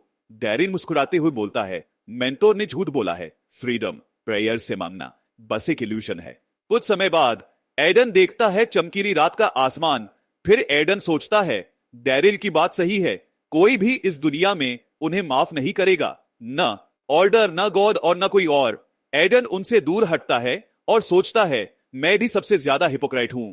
उसकी यादों में वह बोलता है, अगर तुम गॉड से कुछ समझ में ना आने वाला मांगो तो वो भी कर देगा। फिर एडन उनसे दूर हटकर सोचता है, क्या मुझे दूसरों की हिपोक्रेसी पर घृणा करने का हक है? सैन अपने हाथ में नेकलेस देखती है और बोलती है, ये नेकलेस हमें हमारी किस्मत से बचाएगा और जब ग्रेट हीरो आएगा तो ये रोशनी फैलाएगा। अगर जो भाई युअन ने कहा था वो सच है, तो हीरो जिसका मेंटोर ने जिक्र किया था वो शायद लॉर्ड एडन जैसा कोई हो सकता है। लेकिन इस बार सैन सोचती है कि मेंटर की बात सही है, मेरा भाई सच में एक इडियट है और मेंटोर कभी झूठ नहीं बोलता। उसके बाद सैन नेकलेस को पकड़ती है और वह अचानक चमकने लगती है। सैन हैरानी से पूछती है, ये क्या हो रहा है? थोड़ी देर बाद युअन एडन से हैरान होकर पूछता है, तुमने कहा था कि सैन और डेरिल हाफ डेमन है? एडन आंखें बंद करके बोलता है, हाँ ये सच है, उसके बाद सब अपने अपने ख्यालों में खोए हुए हैं। समय गुजरता है, फिर मिशन का दिन आ जाता है। एक बड़ा टूटा हुआ टेम्पल दिखाई देता है कि सामने हमारे हीरो और उसकी टीम आ गई होती है। एडन सोचता है, लगता है ये रूइंस है जो गिरने वाले हैं, लेकिन ये सीक्रेट एंट्रेंस है जो सिर्फ मुझे पता है। एडन बोलता है, थोड़ा आराम करते हैं, फिर एंट्रेंस की तरफ बढ़ेंगे। सेन चिंता से बोलती है, एडन रुक जाओ। एडन उसकी ओर देखता है और फिर वह चमकता हुआ नेकलेस देखता है। एडन सोचता है, ये आर्टिफैक्ट है पुराने रिलिक्स में से। ये अपने मालिक को एक हिस्टोरिकल जगह तक ले जाएगा जहां गॉड के ट्रेजर छुपा है। लेकिन ये तो पोप का है ना, ऑर्डर को क्या कम था, वो बच्चों का इस्तेमाल करते हैं और अब ये भी कब्जा करना चाहते हैं। सेन इस चमकती चीज को देखकर बोलती है, देखो ये और भी ज्यादा चमकने लगा। लगता है मास्टर एडन सच में इसका ओनर है। वह मुस्कुराते हुए उसे नेकलेस वापस कर देती है और बोलती है, ले लो इसे। फिर एडन पूछता है, क्या तुम इसे ऐसे ही दे रही हो? सैन बोलती है, मेंटोर ने कहा था कि जब ग्रेट हीरो आएगा जो बाइबल को फिर से लिखेगा तो ये स्टोन उससे जवाब मांगेगा और ग्रेट हीरो ही हमें हमारे पाप और किस्मत से मुक्त कर सकता है। उसने ऑर्डर दिया था कि हमें ये नेकलेस तभी वापस करना है जब हम आजाद होंगे, लेकिन सच्ची आजादी प्रार्थना से नहीं मिलती है ना? मुझे लगता है कि आप सच में इसके ऑनर है, इसलिए मैं इसे वापस कर रही हूं। फिर वह सोचती है, पिछली रात नेकलेस चमकने लगी थी। लॉर्ड एडन से मिलने के बाद एडन हैरानी से पूछता है, क्या उसने सच में इन बच्चों के लिए कंपैशन महसूस किया? फिर वो सोचता है, ये लाइट वाकई इंप्रेसिव मैजिक है। डैरिल वो लड़का नहीं है जो नेकलेस वापस करेगा और सैन तो एक मासूम बच्ची है। फिर वह सोचता है, अब दया महसूस करने की संभावना और भी बढ़ चुकी है। शायद इसी वजह से ईडन ने अपनी सच्ची पहचान को छुपाया। सर्फ वॉसिन को यह राज पता था। वो पालादिन की तरफ मुस्कुराते हुए बोलती है, ये नेकलेस तुम्हें उन रूइंस तक ले जाएगा जहां सेक्रेड होली ट्रेजर्स छुपे हुए हैं। अगर हम सच्चे मन से कोशिश करें तो एक दिन भगवान हमारे परिवार को माफ कर देंगे। यूस की आंखों में पूरा भरोसा था। उसके बाद एडन अंदर ही अंदर सोचता है, कदाक ने हीरो वाली कहानी ही क्यों चुनी इन सब के लिए? एडन सीरियस टोन में बोलता है, इस तरह से हम बाक नहीं पाएंगे। और फिर सोचता है, अगर उसे यह पता होता कि वो हाफ ब्लड है, क्या तब भी वो ये बात बोलती? सैन डिसअपॉइंटेड एक्सप्रेशन के साथ पूछता है, तुमने अभी क्या कहा? ईडन स्टर्न फेस और नेकलेस हाथ में पकड़े हुए बोलता है, मैं ये उधार चुकाऊंगा हर हाल। मैन और फिर जोर से चिल्लाता है, सब लोग ध्यान से सुनो। ह्यूम एक सीक्रेट एंट्रेंस के थ्रू गुजरना होगा जो किसी और को नहीं पता। ह्यूम यूएस ज्यादा पहुंचना होगा जहां डेमन समोनिंग की तैयारी हो रही है। वो एक खास जगह है जहां कैटलिस्ट और रिचुअल सैक्रिफाइसेस की मदद से एक डेडली कॉम्बिनेशन, अगर सब कुछ सीक्वेंस में हुआ तो डेमन समन हो जाएगा और सभी सोल्स उसके हवाले कर दिए जाएंगे। ईडन बोल्ड टोन में बोलता है, ह्यूमियस कैटलिस्ट को न्यूट्रलाइज करना ही होगा उससे पहले कि सब कुछ शुरू हो। थोड़ी देर पहले इन्वेस्टिगेशन टीम ने एक स्क्रॉल का यूज करके उस जगह पे ट्रांसफर स्पेल ड्रॉ किया था। ईडन कमांड देता है कि सभी लोग ग्रुप्स में डिवाइड हो जाओ। ऑपरेशन के बाद सब अंडरग्राउंड थर्ड फ्लोर के अल्टर के एंड पे मिलेंगे। सब लोग जोर से चिल्लाते हैं, ह्यूम सब कुछ समाज आ गया। स्क्रोल एक्टिवेट होता है, ब्लू सर्कल अनके फीट के नीचे बनता है और ईडन सॉफ्टली बोलता है, चलो आग चलने का वक्त आ गया है। मेन चाहता हूं सब सेफ रहें। उसके बाद एडन एंशिएंट टॉम के सेकंड फ्लोर में होता है और वह सोच रहा होता है, ये घिनौनी एनर्जी मेन और बर्दाश्त नहीं कर सकता। वो लोगन के पास से गुजरता है। लोग पूछते हैं, तुम कहां से आए हो? ईडन एक खतरनाक नजर डालता है और उनको मार डालता है। फिर वह बोलता है, ये यहां सिर्फ छोटी मोटी चीजें बची हैं, देखने लायक कुछ भी नहीं। अब ईडन सोलो मिशन पे है, तुमसे होलचोल पे है, तुमसे होली वार्डर की मदद से ट्रैप्ड सोल्स को मुक्त करना। ट्रायल का असली गोल समन डीमन को कमजोर करना, सैक्रिफाइस की जगह होली मेथड से। फिर हम वापस फर्स्ट फ्लोर में आते हैं जहां जुवन और डैरिल एक ब्रिज पे खड़े हैं। ब्रिज के ऑपोजिट साइड कुछ लोग चौंक कर पूछते हैं, तुम लोग अचानक कहां से आ गए? युआन ग्रुप का इंट्रोडक्शन होता है। डेमोन हंटर सर्वेंट से पूछता है, तुम इतना बड़ा काम संभाल लोगे? युआन कामली बोलता है, पहले हम उधर जा रहे हैं जहां फिलहाल कोई खतरा नहीं होना चाहिए। डैरिल सीरियस फेस से बोलता है, मेन हंट करने आया हूं, मेन देखना चाहता हूं तुम क्या कर सकते हो। यूरन सोर्ड पकड़े हुए बोलता है, मेन कोई शो पीस नहीं हूं, हाफ ब्रीड हूं, पर अब लॉर्ड एडन का साथ मिला है। वो बोलता है, पुराना मेन होता तो भाग जाता, लेकिन अब सब बदल चुका है। एडन ने मुझे टीम मैन क्यों रखा? इसका कुछ मतलब होगा। तो चलो बेकार की फाइट अवॉइड करते हैं और प्लान पे चलते हैं। नेक्स्ट सीन में हम क्लॉकमैन को देखते हैं जो पूछता है क्या ये दोनों डीमन हंटर्स लगते हैं। जोआन सडनली वहां से जंप करता है और स्वॉर्ड से रोक में चिपक जाता है और डैरिल हुक थ्रो करता है और ब्रिज पकड़ता है। जोआन चिल्लाता है स्मोक, बॉम्ब फेंकने का टाइम आ गया। वो हवा में लटकता है और बॉम्ब फेंकता है और इस तरह डैरिल का टास्क है जोन को सपोर्ट करना उसकी स्पीड और स्टेल्थ एबिलिटीज की मदद से। डीमन हंटर हंसते हुए बोलता है दाढ़ हो रहा है ना, मजा आ रहा है। जूवेन कामली बोलता है एब मुझे उठाओ। डैरिल मजाकिया अंदाज में बोलता है मुझे याद दिलाने की जरूरत नहीं थी, मैं उठा ही लेता। फिर वो चेन से उसे रैप कर देता है। यूज होली वाटर से अलग अलग जगहों पे कैटलिस्ट डिस्ट्रॉय करने हैं। वो हवा में है, हाथ में होली वाटर की बोतल पकड़े हुए बोलता है कैटलिस्ट दिख गया, जैसे ही लैंड करूंगा उसे खत्म कर दूंगा। डैरिल सोचते हुए बोलता है जूवेन तो काफी पतला है, मुझे लगा काम नहीं चलेगा, लेकिन surprisingly he is doing great. जूवेन सोर्ड पकड़े हुए बोलता है ऑनेस्टली मेन देखना चाहता था कि ये प्लेस किस टाइप की है, लग रहा था मुश्किल होगा बट मैनेजेबल है। डीमन हंटर होली वाटर देखकर एक्साइटमेंट में बोलता है ये तो होली वाटर है, बहुत प्रेशियस होता है, सिर्फ ऑर्डर के लोग यूज करते हैं। जूवेन कहता है चलो टाइम वेस्ट मत करो और कैटलिस्ट साफ करते हैं। उसके बाद हम एंशिएंट टॉम के थर्ड फ्लोर को देखते हैं जहां बंडल और उसके दोस्त होते हैं। बंडल स्क्रोड हाथ में लेकर एक्साइटेडली बोलता है उन लोगों ने बहुत सारे बच्चों को सैक्रिफाइस के लिए उसे किया है और ये इंफॉर्मेशन टूरेंट सबको भेज देता है। ट्रिस्टन सोर्ड पकड़े हुए बोलती है मेन तम भरोसा कर रही हूं, उसका मिशन है 2 लोगों की प्रोटेक्शन। बैंडल आंखें बंद करके स्क्रोड से मैसेज ट्रांसमिट करता है। उसके बाद जूवेन और डैरिल ब्रिज क्रॉस कर रहे हैं। फिर बंडल बोलता है हमें स्क्रॉड मिल गया है, तुम तुरंत ये से जाओ और उन लोगों की मदद करो। जिसके रिप्लाई में डैरिल बोलता है वे लोग कहाँ है। उसके बाद अचानक सीन चेंज होता है जहां एडन एक रूम से गुजर रहा होता है। जमीन पर लाशों का ढेर होता है। वो टनल के अंदर झांकता है, डर उसकी आंखों में साफ दिख रहा है। वो सोचता है ये फीलिंग आ ही गई, सबसे जरूरी मिशन अब शुरू होने वाला है। सांप को मिलना होगा और मिलकर एक शील्ड क्रिएट करना होगा जो समनिंग को रोक सके। फिर सारे फाइटर्स अपनी एनर्जी यूएसएस शील्ड में चैनल करेंगे, टू डिस्ट्रॉय हो जाएगा सब कुछ। क्रिस्टीना बोलती है अब वो बैरियर दिखना शुरू हो गया है तो प्लेस तुम ही कुछ कर सकती हो और यहां सबकी उम्मीद है कि वो बैरियर को बहुत टाइम तक होल्ड कर पाए। पर सैन खुद डर रही है क्योंकि उसे पता है कि बैरियर को होल्ड करने का तरीका उससे अलग है जो उसने सुना था। ये जो समनिंग सेरेमनी है ना वो बहुत बड़ी और कॉम्प्लिकेटेड है। सैन की पावर्स अभी इतनी स्ट्रांग नहीं कि वो इसे आसानी से हैंडल कर पाए।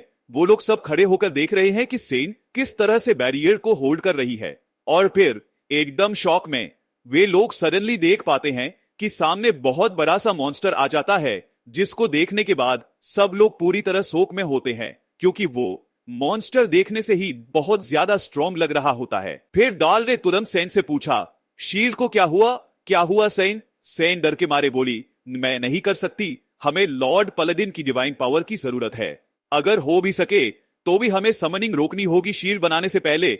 यूएस के बैड एडन बोलता है अगर समनिंग कंप्लीट हो गया तो सब ठीक हो जाएगा। या सुनते ही वे लोग सरप्राइज हो जाते हैं। फिर पालादिन समझाता है इस समनिंग में सैक्रिफाइसेस 2 बार चाहिए होंगे, पहले और बाद में, मतलब कुल मिला के 2 बार। इसलिए हमने एंशिएंट टूम के हीरोज की सोल्स को रिलीज किया और उनकी जगह हमने वीकर सोल्स यानी कल्टिवेटर्स की सोल्स रखी हैं। फिर एडन ने अपनी स्वॉर्ड है जो येलो मैजिक से जल रही थी, आसपास विलेजर्स के बॉडीज पड़े थे, उन्होंने कैटलिस्ट को भी नष्ट कर दिया था ताकि समनिंग सही तरीके से ना हो सके, लेकिन इसमें कुछ डिफेक्ट्स रहेंगे। एडन ने बोला कि अगर हम उस डीमन के टारगेटेड लोगों को बचा पाए तो ये सब बेकार नहीं जाएगा। एडन ने तलवार कसकर पकड़ते हुए बैंडल और सेन को बोला कि वे इस जगह की गार्डिंग करें। यूएन और क्रिस्टीना को उनकी सहायता के लिए रखा और दाल को अपने साथ लड़ने के लिए बोला। ये सब सुनकर क्रिस्टीना शॉक में थी और बोली वे लोग अभी भी बैरियर बना रहे हैं। फिर हमारे हीरो ने उन्हें ऑर्डर दिया कि बिना पीछे हटे बाइना लड़ो, भले ही डीमन समन हो जाए। फिर सभी लोगों ने बोला कि चिंता मत करो, सब ठीक होगा। एडन ने बैंडल को बोला कि बच्चों को डीमन से बचाओ और सैन को कहा कि वो समनिंग में मैजिक के साथ मदद करे। सैन ने हैरानी से पूछा समन करना डीमन, ये कैसे हो सकता है? एडन ने उसे डरने से मना किया और बोला कि मुझ तुम पर भरोसा करो पालादीन, जिसे सेन ने अपनी मेंटोर के नेकलेस से पहचाना था, और उसने लड़ने का स्टांस लिया और पोर्टल में कूद गया। दाल भी उसके पीछे कूद पड़ा और बोला, डिवाइन पावर बहुत ज्यादा स्ट्रांग है। पालादिन ने सोचा, मुझे सेन जैसी सिंसियर और टैलेंटेड टीम चाहिए, लेकिन दाल के बारे में मुझे यकीन नहीं है। एडन को अफसोस था कि दाल ऐसी मुश्किल हालात में आ गया है, लेकिन अगर दाल इमोशंस में बह गया तो सब कुछ बर्बाद हो सकता है। एडन उस लड़की के सामने खड़ा था जिसके पीछे आग की लपटें उठ रही थी। एडन ने याद किया जब उसने डीमन सेबास्टियन को तलवार मारी थी और सोचा, ट्रायल ऑफ इविल में सब इमोशंस छोड़ना पड़ता है, चाहे दाल को ऑर्डर से निकालना पड़ता है, उसके लिए जस्टिफिकेशन होनी चाहिए, यहां तक कि अगर वो खुद को सही ठहराता भी हो। एडन ने बोला कि लो लेवल डीमन भी इसे सूंघकर आएगा। फिर उसने तलवार घुमाई और डीमन के शरीर को काटना शुरू कर दिया। उसने दार से कहा, अगर तुम जिंदा रहना चाहते हो तो अपनी काबिलियत दिखाओ। दार डीमन से लड़ते हुए सोच रहा था, अगर मैं साबित नहीं कर पाया तो क्या मेरी भी यही हालत होगी। अचानक कई तेज चाकू उसके सामने आए। पालादिन ने हाथ हिलाया और मैजिकल डैगर्स ने डेमोन्स को आधा काट दिया। बेंडल ने जूवन से पूछा, जूवन, ये लोग इस जगह कैसे जानते हैं? जूवन बोला, वहां लेडी क्रिस्टीना है।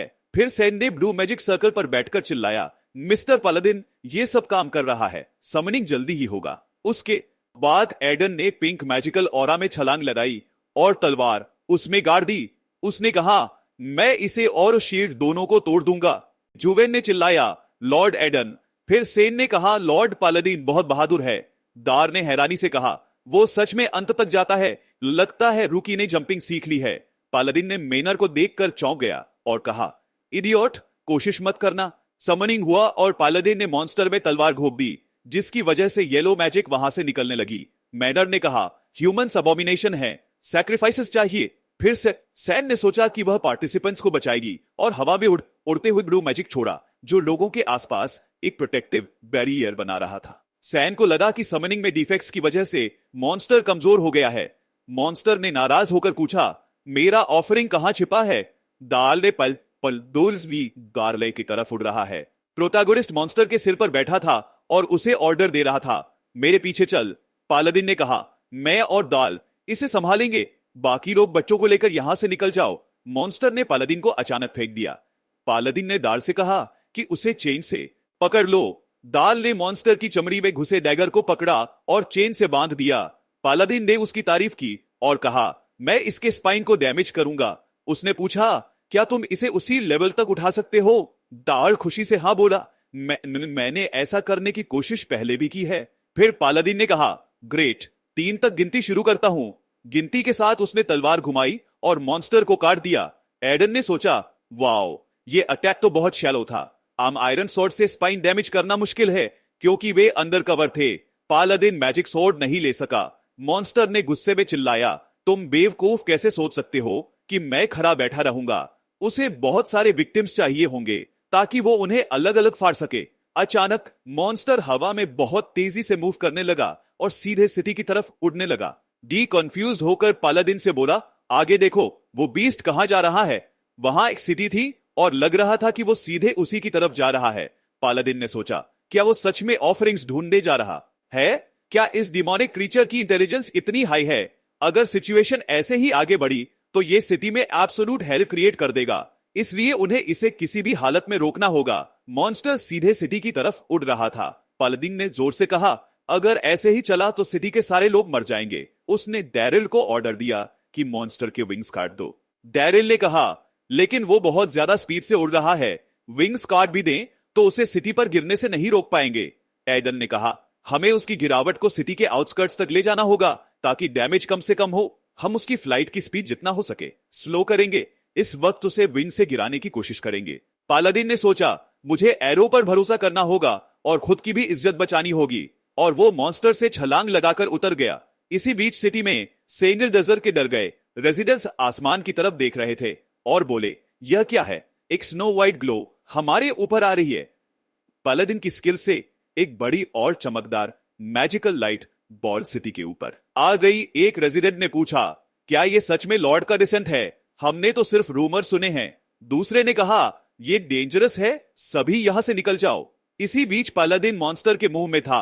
उसने अपनी स्वॉर्ड से उसे रोका। जब मॉन्स्टर सिटी के ऊपर उड़ गया, रेजिडेंट्स डर के मारे चिल्लाए, ये मॉन्स्टर है, हमें भागना होगा। पालादिन ने पूछा, ये ग्लो उसके मुंह से आ रही है। मॉन्स्टर गुर्राने लगा और बोला, ये लोग बहुत एरोगेंट हैं। प्रोटैगोनिस्ट ने डैरिल को बुलाया। तुमने काम पूरा कर लिया क्या? डैरिल मॉन्स्टर से उतरकर बोला, हाँ, पॉइजनस डैगर्स तैयार हैं। डैरिल ने बताया कि उसने पॉइजनस डैगर्स को पॉइजन में भिगो रखा था, इसलिए थोड़ा वक्त लगा। डैरिल ने खुशी से अपने हाथ हिलाए और पॉइजनस डैगर्स मॉन्स्टर की पीठ में फेंके। धर से डैगर मॉन्स्टर के शरीर में घुस गए और उसके विंग्स कट गए। अचानक मॉन्स्टर सिटी के पास गिर पड़ा। रेजिडेंस उसके पास आए पूछा, यह क्या है? मॉन्स्टर का पेट हॉट मैजिक से चमकने लगा। फिर पालादिन ने अपनी सोर्ड मॉन्स्टर के अंदर से निकाली और खुद को दिखाया। उसने अपनी शाइनिंग सोर्ड उठाई और खुशी से कहा, हो गया। इसी बीच क्रिस्टीना ने मॉन्स्टर्स के सिर काटे और बेंडल और सैन मैजिकल प्रोटेक्शन करते रहे। सैन ने चिल्लाया, ये रुकने वाले नहीं हैं। अचानक मॉन्स्टर्स क्रिस्टीना के सामने आ गया और उन पर हमला कर दिया। युवान ने सोचा, हम कोलैप्सिंग टूम विलेज से तो बच निकले, लेकिन समन डिमांड्स बहुत ज्यादा आ रहे हैं। उसने थकी हुई क्रिस्टीना को देखा। उसकी सौर भी धीमी हो रही थी। सभी डेथ तक थके हुए थे, इंक्लूडिंग हिमसेल्फ। युवान ने बैंडाल और सैन को देखा, फिर फातीब की वजह से अपनी आंखें बंद कर ली और सोचा, अब क्या करें? तभी अचानक तेज आवाज आई और स्पार्कलिंग लाइट उनके पीछे आई। पालादिन था जो घोड़े पर सवार होकर उनकी तरफ बढ़ रहा था। युआन खुशी से चिल्लाया, लॉर्ड एडन, अभी शाम नहीं हुई, खत्म नहीं हुआ। जरूरी है कि हम अंत तक पूरी कोशिश करें। पालादिन की टीम मॉन्स्टर से घिरी हुई थी। उसने ऑर्डर दिया, इन गंदे डेविलिश इडियट्स को तोड़ दो।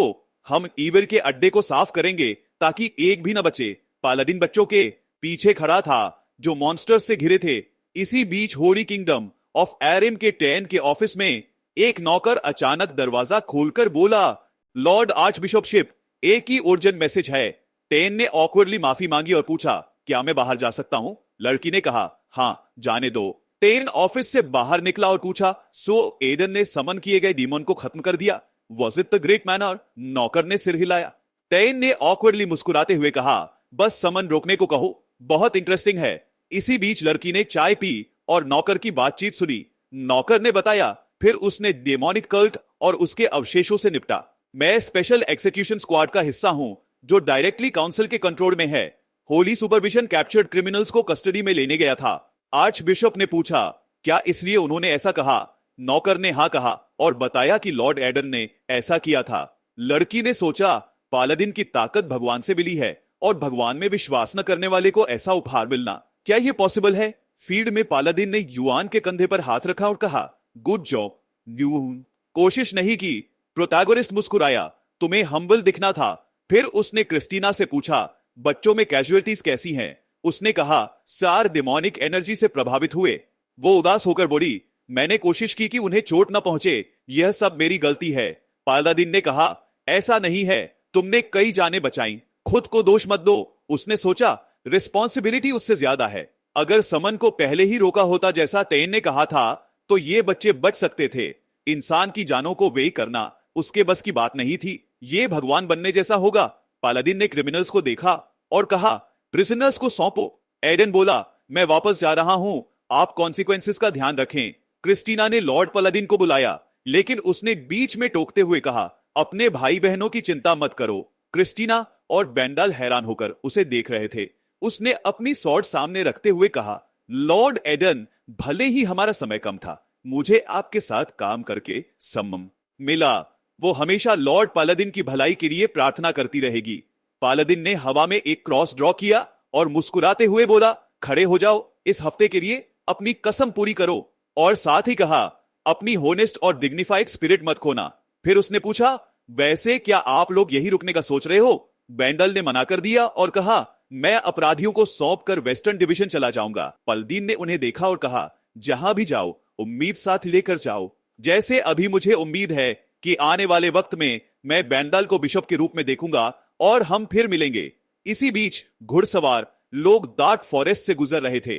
लड़ाई तो जीत लिया गया था, लेकिन दिल भारी था क्योंकि इस मिशन में बच्चे मारे गए थे। ये गेम हर कदम पर बदलाव लाता है। अब से एक ऐसा मोड़ आएगा जब उसे एक अनजाने नतीजे के साथ फैसला लेना होगा। उसे अपनी कन्विक्शंस पर भरोसा रखना होगा और हर बार खुद को दोष देना होगा। आखिर कोई भी नतीजे के बारे में पक्का नहीं जानता। पालादिन ने अपने घोड़े की तरफ देखा और आगे की राह देखी। साथ ही उन लोगों की जिम्मेदारी भी जो इस लड़ाई में गिर गए उसके कंधों पर थी। आज उसने 6 की मौत की जिम्मेदारी खुद ली। डैरिल घोड़े पर सवार होकर वह सोच रहा था, मिस्टर पालादिन सच में वो हीरो है जो मेंटोर की कहानियों में होता है। सैन जो पालादिन के पीछे खड़ा था सोच रहा था, मिशन तो पूरा हो गया, लेकिन उसकी नोबिलिटी क्या सोच रही थी ये समझना मुश्किल है। उनके हाफ ब्रीड्स की जिंदगी की कीमत भी कम थी, जैसे कि वे आम मक्खियों से भी कम थे। डैरिल ने उसे नाखुशी से देखा और सैन को थाम लिया। फिर सैन उसे सवाल भरे नजरों से देख रहा था, सोच रहा था, क्या इस तरह साथ चलना सही है? अगर मौका मिले तो हम भाग सकते हैं। सैन ने नाखुशी में कहा, ये तो चोट पहुंची। डैरिल ने मुस्कुराकर माफी मांगी। यूरोन चुपचाप उन्हें देख रहा था, जैकेट हाथ में पकड़े। उसने दाल को बुलाया और कहा, कंपनी में मूड खराब करना ठीक नहीं है, या फिर मैं फिर से तुम्हें गालियां दूंगा जैसे पिछली बार। दाल ने नाखुशी से कहा, फिर वो आदमी फिर से क्यों झगड़ा ढूंढ रहा है? पालादिन ने कहा, अगर हम ऑर्डर में जाएंगे तो दोनों की मौत तय है। लोग डर के मारे उसे देखने लगे। डैरिल उलझन में बोला, प्लीज नोबिलिटी, कम से कम मेरी बहन को बचाओ। पालादिन ने कहा, मैं उनकी मदद करूंगा और वे आम लोग की तरह जी पाएंगे। दाल ने सरप्राइज में पूछा, सच में? लेकिन आम लोग की तरह मतलब क्या? मिस्टर पालादिन तो ऑर्डर का सदस्य हैं, क्या हम उस पर भरोसा कर सकते हैं? सैन उनकी बातचीत को सुन रहा था, बहुत हैरान था। दाल ने कहा, मैंने अपनी एबिलिटीज दिखा दी हैं, मुझे अपनी बहन को भी रिपे करना है, वो भी करक की स्टूडेंट है। लेकिन असल बात ये नहीं है।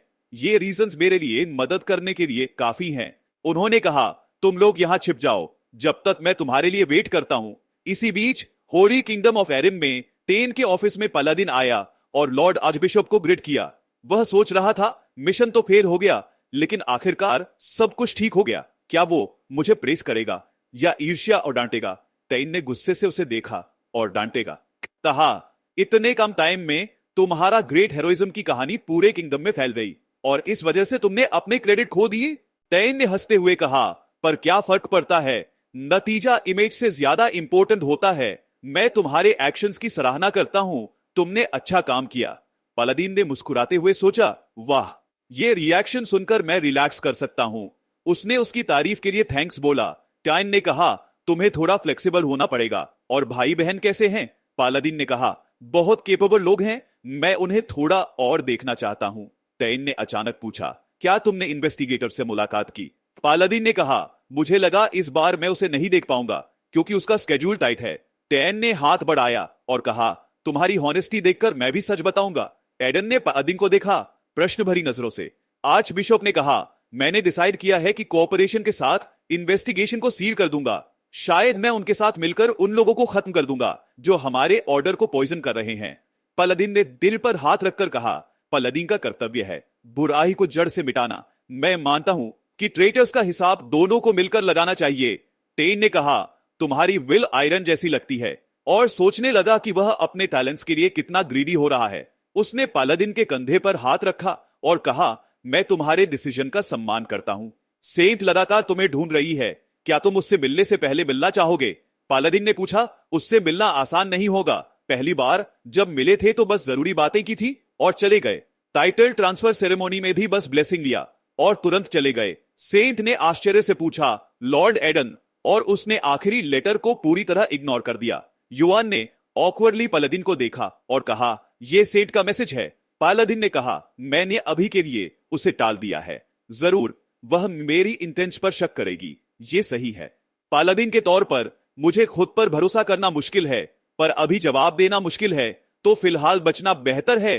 पालादिन ने थकावट में सिर पर हाथ रखा और कहा, अगर अभी नहीं तो बाद में, क्योंकि स्केड्यूल टाइट है। टेन मुस्कुराया और कहा, चिंता मत करो, वह यहां ठीक समय पर आई है। यूरियल उनके पास खड़ा था, ऑकवर्डली पालादिन को देख रही थी। टेन ने कहा, आप दोनों अच्छे से बात करो, मुझे भी कुछ काम है, मैं चला जाता हूं। और उन्हें अकेला छोड़ दिया। लंबे सन्नाटे के बाद यूरियल ने कहा, तुमसे बात शुरू करना मुश्किल है। पालादिन ने गहरी सांस ली और कहा, माफ करना अगर मैं अक्सर रूड हो गया हूं। लड़की ने नीचे देखा और कहा, जरूरत नहीं थी, तुम तो हमेशा इंसेनली बिजी रहते हो। मैंने सुना है कि मैं तुम्हें परेशानी देती हूं, अगर मैंने कुछ गलत किया हो तो माफ करना। पालादिन ने कहा, सच है कि तुम्हारे साथ रहना अनकंफर्टेबल है। फिर यूरियल ने उसे देखा और सोचा, लेडी यूरियल के सच के आसपास झूठ ही झूठ है। उसने कंफ्यूज होकर पूछा, तुम्हें झूठ बोलने का कोई फायदा नहीं होगा। पालादीन उलझन में था, सोच रहा था कि ये सब यूरियल की पावर और इंसाइट की वजह से है। यूरियल ने दुखी होकर कहा, परेशानी देने वाले इंसान के साथ रहना मुश्किल होगा। उसके रिप्लाई में उसने कहा, नहीं, मैं आपको हटे नहीं करता। और इसके साथ यह एपिसोड भी खत्म होता है। मिलते हैं नेक्स्ट वीडियो में।